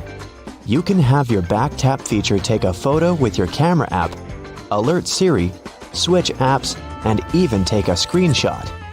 It'll make things a lot easier than performing finger gymnastics when you need to take a screenshot. Adjust Siri's pronunciations. Have you ever asked Siri to call a friend? Maybe you've said, Siri, call Hermione, only for Siri to comply with calling Hermione. Okay, you may not have Harry Potter's best friend in your contacts list, but we can all agree it's not the easiest name to pronounce. Siri might be one of the most intelligent digital assistants in the smartphone game, and sometimes a bit of a smarty pants. But iPhone's companion can often struggle to pronounce even the most common names. If this bothers you, then you'd be delighted to hear you can actually correct Siri's pronunciations. The simplest way is to catch Siri in the act and say, "That's not how you pronounce." It will prompt Siri to ask for the correct pronunciation for each name, first, middle, and last, or the name of a place if it's not for a person. Once you've given it, Siri will generate some options, and all you have to do is pick the correct one. If your digital best friend is still struggling, it might help to spell it out. Open your contacts, select the person Siri is struggling to pronounce, and choose Edit. You can add the correct pronunciation in the Notes section using phonetic spelling and click Pronunciation Spelling to train Siri to get it right. Even a super smart digital assistant needs some help sometimes. Hey Siri, it's Leviosa, not Leviosar. Measure app. Is a toolkit too clunky to carry around? Or maybe you've forgotten which drawer you placed the measuring tape in. That's okay. iPhone has got some more secrets that will help you out. Did you know that iPhone has a few tools in its arsenal that will serve your carpentry needs? Take the Measure app, for instance. You no longer need that long, awkward-to-use floppy tape to get a measurement on your coffee table, bookshelf, or couch. The app uses augmented reality to measure objects around you using your phone's camera. The first thing you'll need to do is move your phone around so the app can analyze the area you intend to measure. You'll eventually find a white circle with a dot in the middle of your screen. From there, it's not so different from an actual measuring tape. Just line up the dot with the corner of the object you want to measure and trace it to where you want the measurement to end. If you're a builder, you might want to stick to the physical tape for more accurate measurement. this option isn't necessarily for the professionals. But the app is excellent for getting a rough estimate. The Measure app can also be used as a level. Simply switch over to the Level tab in your app and place your phone on the surface where you want to get a reading. When you get a green screen and a 0 reading, your surface is nice and level. It's not so different from the Compass app's Level feature, so you might have had some bad experiences with this feature before. With your new digital toolbox, your iPhone will make you the handiest person in the house. Create custom vibration. We all live pretty fast-paced and busy lives these days, and whether we're at work, in a movie, or at school, more often than not, we have our iPhone set to vibrate. Sure, there are some cool ringtones to choose from, but there aren't many occasions where a sudden tune coming from our pocket wouldn't distract those around us. Or worse yet, it leads to our phone being confiscated by a disgruntled employer or teacher. Luckily, there are plenty of vibration options to choose from. You probably have various ones for different occasions and different contacts. None of those settings quite your jam? Apple has a solution to this too. Another hidden feature in the iPhone is creating a custom vibration for your alerts. If you want to feel the beat to your favorite song when your best friend calls or texts, or when it's time to wake up in the morning, you create that pattern on your iPhone. Once again, you'll need to go into those handy settings, then in Sound and Haptics, choose the tone you'd like to customize. Tap Vibration. Then, create new vibration. The next step is to create those sweet vibrations like a soundless DJ by tapping your finger on the screen until you have the silent rhythm you're happy with. Now you've got a vibrate option to your liking. It might even make the early morning wake-up calls just a little more pleasant. Just like the Beach Boys, you'll be picking up good vibrations. Trackpad. With smartphones, we no longer need 2 hands to use a keyboard. All you need is one good thumb. Yet, it can still prove a little tedious sometimes as typos are easy to make, and all your characters can't fit all at once on that cramped keyboard at the bottom of your phone screen. You might be typing out a long body of text, only to realize you left out the R out of the word drive a few sentences back, which might give your friends the wrong idea about what you're doing. It can be a fiddly task to fix it, and it's often easiest to delete the entire word and write it all over again. Or so it may seem. If you're a stickler for good grammar in your text messages, you might want to shift your keyboard into trackpad mode for easier editing. That's right, another hidden gem on your iPhone. It's easy to access too. All you have to do is hold your finger on the space bar. All the other keys will gray out, and you'll be able to move the cursor to wherever it needs to go. Then, lift your finger off the spacebar to continue typing. Another tedium to writing on that tiny iPhone keyboard is shifting tabs to use numbers and symbols. It may not seem like much, but it's sure to be a little frustrating when you have to jump back and forth multiple times in the same message. However, there is another hidden feature in your iPhone's keyboard that will alleviate this. Hold it down instead of tapping on the numeric 1, 2, 3 tab, and it will bring up the Numbers and Symbols tab. As long as you're holding it, the tab will remain open to pick your character, and releasing will return you to letters. Soon, you'll be fast enough to write a novel on your smartphone. Did you ever tie a string between 2 plastic cups so you could talk to your friend from opposite ends of your home?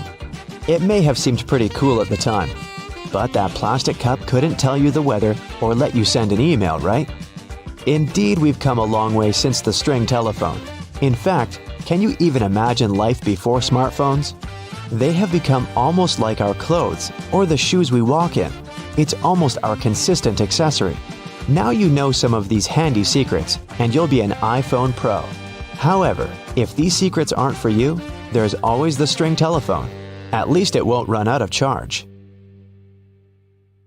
You just spent the entire morning running errands up and down the street, and you finally stop to treat yourself to a cup of coffee. You enter the nearest coffee shop, place your order, and notice that actually you really need to use the bathroom. It's a regular-looking public one with multiple stalls. As you pick yours, the one in the middle, you get inside and your mind starts to wander. Why on earth do bathroom doors have a half-inch gap between the door and the lock? And why on earth do they have a huge gap between the door and the floor? Can we have a drum roll for this moment, please? Well, my friend, there is not only one specific reason why public bathroom doors have so many gaps in them, but rather several. Public toilets are designed to make people spend as little time there as possible. You aren't supposed to feel comfortable or at home. So the design would have to reflect this notion. Here come the gaps. In some bathrooms, gaps are so big that users may even feel self-conscious about doing their business out of preoccupation that the rest of the people standing in line will see them. Then there's the matter of pricing. Making custom doors can be a heavy burden for the people building public toilets. This would mean understanding exact measurements so that doors would always fit the mold of the stalls it's supposed to be installed into. Now, not all the gaps in public bathrooms are necessarily the same size. They may vary, even if this variation is small and often unnoticeable. So, these gaps actually help to reduce the margins of errors and to turn production more cost-effective for the people financing them. In case a door comes wider or more narrow than it should, the gap regulates the differences and allows for their installation anyway. There is also the case of air circulation. The last thing you want to do in a public bathroom is to trap odors. So you need a little space under and between the doors to allow the air to flow. Finally, the gaps are a big safety measure. It can always allow for people on the outside to see if someone inside a stall isn't feeling too okay and maybe needs some help. And what about that extra hole in the upper part of the sink? It has a name and everything, the overflow hole, and it's designed to keep the sink from flooding. So, in case someone forgets and keeps the faucet going for too long, or the sink gets clogged and water can't drain down from the main drain hole, the overflow hole comes in to save the day. Let's say it buys you a little time before you have the entire bathroom floor flooded. Have you ever noticed how satisfying closing the door of a car can be? Car manufacturers devote a great deal of time to designing these sounds. Studies have shown that they create a perceived sense of quality in the buyer. It all begins with the primary material. While older cars used to be made with heavier materials, car doors nowadays are produced with lighter tin, which can make a rather unpleasant metallic sound once you shut them closed. So car companies employ sound engineers to ensure that there is the exact amount of foam, mats, and tin in a car's composition to make the most comforting sound possible. And what about those tiny dots on the top of your car's front window? The pattern of these little black dots minimizes distractions for your eyes. This black part, also known as frit, normally gets warmer than the clear parts, which prevents the windshield from deforming. And no, the tab under your rearview mirror is not made only for the purpose of hanging fluffy dice or aromatic-pleasing air fresheners. It's actually a switch that allows you to adjust the position of the mirror depending on the time of day. Flip it one way and it's the daytime driving mode. Flip the other and you're ready to drive safely during nighttime as it tones down the glare coming from headlights of the cars behind you. Next time you head out to the supermarket, make sure to keep this in mind. In case you don't have a coin to unlock these shopping carts, there is a well-kept secret that can help you out. If you have your house keys on you, check for a rounded key head. If you happen to find one, try using it to unlock the cart. It should fit perfectly in there, replacing the need to carry coins around. Because, if we're being honest, who still has them? Elevators. If you want to ride them on your terms, and your terms only, make sure to try something out. Most elevators have a secret button combination you can use to skip all the other selected floors and go directly to the one of your choosing. This might work out, especially on those days when you've pressed 13, but you wanted to press 33. On most elevators, this works once you simultaneously press the closed door button together with your floor number. This should help you get to your floor without stopping. Some elevators require you to double press the selected floor numbers, as double pressing will often cancel the previously made request. While other elevators require you to hold the open door button and then double press the buttons of the floors you'd like to cancel. Now, to stay out of trouble, it's best not to cancel the floors of the other people in the elevator. They won't take it kindly. Also keep in mind that there are elevators that might not have this function. Now, for honey lovers out there, go ahead and raise your hand. If your pot of golden honey is crystallized, know that it is actually a good sign. Crystallized honey means that it hasn't been pasteurized, which means better product quality. With a decrease in temperature, the natural ingredient of honey, also known as glucose, will make it crystallize. Now, try making the best of it. To add some texture to your oatmeal or toast, add a layer of crystallized honey and enjoy nature's sugar. And if you don't like crystallized honey, plop it in the microwave for a minute or two. Ah, winter and fall. You know what this means, right? Sweater weather. But there's nothing more annoying than wearing your beautiful wool sweater and itching yourself all the way through it. Actually, I can be more annoying than that, but let's talk about itchy sweaters. To keep this from happening again, here's the secret. Turn your sweater inside out and soak it in cold water. Add 2 or 3 tablespoons of vinegar and let it sit for a while. Then, drain the water. Now, while the sweater is still wet, massage a generous amount of hair conditioner into the fibers of the wool. After letting it soak in the hair conditioner for about 30 minutes, gently press the excess water out of the wool and leave it to dry flat on a towel. There you go! No more itchy sweater. Any fast food restaurant you go to will hand out small paper cups for customers to fill with their ketchup, mustard, or barbecue sauce. But if you're eating some chicken nuggets or trying to dip your burger into the cup, there's always that bit of sauce that seems impossible to reach. Next time, try unfolding the cup. It'll turn into a small paper plate, and this way you'll get all the ketchup you poured in the first place. Padlocks used in outdoor environments should be cleaned and lubricated every 3 months. Regular lubrication will help prevent padlocks from freezing in cold weather conditions. Look for the tiny hole on the bottom of the lock. Then pour oil into it, and there you go. It opens again. One thing we often neglect is a point in an ointment cap. These pointy surfaces were designed to help us break the tinfoil protection of the ointment tube. You just turn the cap over and break the ointment seal with its own cap, and there you go. After a long day of work, all you really need to do is a bubble bath. You turn on the hot water and let it run for a few minutes. You might even light a candle and pour some essential oils into the water. Then, in comes the liquid soap. You stir the water until the entire surface of the tub water is crammed with bubbles and make your way in. The bubbles in a bubble bath have a fundamental primary function. Their job is to preserve the water's temperature, just so you can have warm water for longer. Do you have sweaty feet? Weird question, I know. But if you're one of these people, here's some good news. All is not lost. Try putting a dry tea bag inside your shoes and storing it in a dry place for a while. The tea bags will absorb the humidity and the smell off the soles of your shoes. So here I am thinking, shouldn't we have learned these things in school? Well, either way, if you learned something new today, make sure to tell us about it in the comments below.